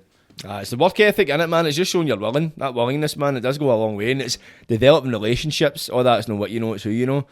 And it's just it's the simple things that do get you far in life. But I think I'm going to wind it up there, man. So it's been a pleasure having you on again. I think that's like the fourth one. You've been the most spoken to guest. I think we've got like fucking on this podcast. Is it nearly 8 hours? Fuck knows, mate. But I felt like we could have went for another fucking 2 hours there, to be fair. Nah, definitely could have, man. But that means we can give them more when they want it, innit? Leave them on a cliffhanger. So leave them on a cliffhanger, man. What is happening? What's your plans for Christmas? See the people out. Tell the people something about you. Christmas. So, because 2024 is going to be that busy, and you know yourself, mate, me and Georgia, we are sticklers for holidays. We could probably have a lot of money if we actually saved up, but we like going away and treating ourselves. Well, because we don't know how busy we're going to be next year, we are actually going to Tenerife for Boxing Day to New Year's Eve. So you're a full-scale Tory now. A snobby bastard, man. Fuck's sake, Tenerife and Boxing Day, man. The only guy in Govan going to Tenerife and Boxing Day that isn't a fucking drug dealer. No, actually, because I was about to say I know somebody who's gone on Boxing Day, but they are a drug dealer. Point proven. Data protection nakeds, man. I don't want to get laid with the grass. Just that reminds me before we go. I've got a trainee, mate, who's a Polish, and he's heavy classic wrestling, mate, and he does CrossFit, and he's going to be the biggest bad guy in wrestling, mate. Think about it, the Polish. Is that actually going to be his gimmick? Aye. Can he get do that? But I mean, he said he's allowed as long as he's not being like a corrupt Polish or that. As long as he's not coming out and as long as he's coming out and like. The Polish are good, but they're just booing him because he's against like the Govan team or something like that. Right, you know what I mean? Right, so I mean, I know you've always said you don't want to be a wrestler, mate, but now there's an avenue for you to legally batter a Polish, mate. No, I mean, mate. I can't. My nephew wants to become a Polish, so now I need to respect him. Kid on, mate. See, to be honest, as time as I've got older, I've kind of matured like that. How old is your nephew? Nearly 16. We'll train him up as well. Tag team match, me and you against the two Poles. I'll punch your nephew's cunt and you can punch my That's a good shout, man. He's due a doing. Maybe I'll knock the sense into him. But he might be into wrestling. I took him to boxing, man. And he's... is that the wee guy with the mullet? No, that's my other nephew. That's the he's younger funny. one. He's actually hilarious. That guy before. No, man, he'll be a star. Get him on the podcast. Oh no, I will, mate. I will, mate. He's up and coming when I make him famous first. You know what I mean? But it's been a pleasure having you again, mate. I know, mate, always this yearly tradition, man. We need to make this a yearly thing. But it's the third year in a row you're trying to miss a year, you cunt. You're trying to take a year off it. Fucking mate, it's COVID. COVID. I've got COVID in the head. One of my trainees actually says he's only 20 years old because he missed 2 years. He's 22, but he says he missed 2 years to COVID, so he's only 20. Fuck's it, I might start doing that. That means I'm 29, I'm not 30 yet. Man, I'm 30 next year, man. Royal Rumble. I'm in a Royal 30 fucking next week, you cunt. I'm in a Royal Rumble for my 30th birthday. That's one way to That's spend it, innit? Georgia was raging by it, like, because it's my mate the Wanderer, he's booked it, and Georgia's like, why is he booked that on your 30th birthday? He's like, he asked me, and she's like, why'd you not tell him no? I was like, because I actually can't think a better way to spend my 30th birthday, or any birthday for that matter, than being in a Royal Rumble. That sounds like the fucking business to me. Your own suplex celebration. No, and that is actually class. There's obviously, you know what women are like. Women, Georgia wants to obviously take me out for a wee meal somewhere, probably. She can still do that. I can do that, but on my actual your birthday. 30th lasts a week, mate. See when people hit 30, your 30th doesn't last one day, it lasts a week. I'm out Friday, I'm in a Royal Rumble. Then Saturday, I'm wrestling somewhere.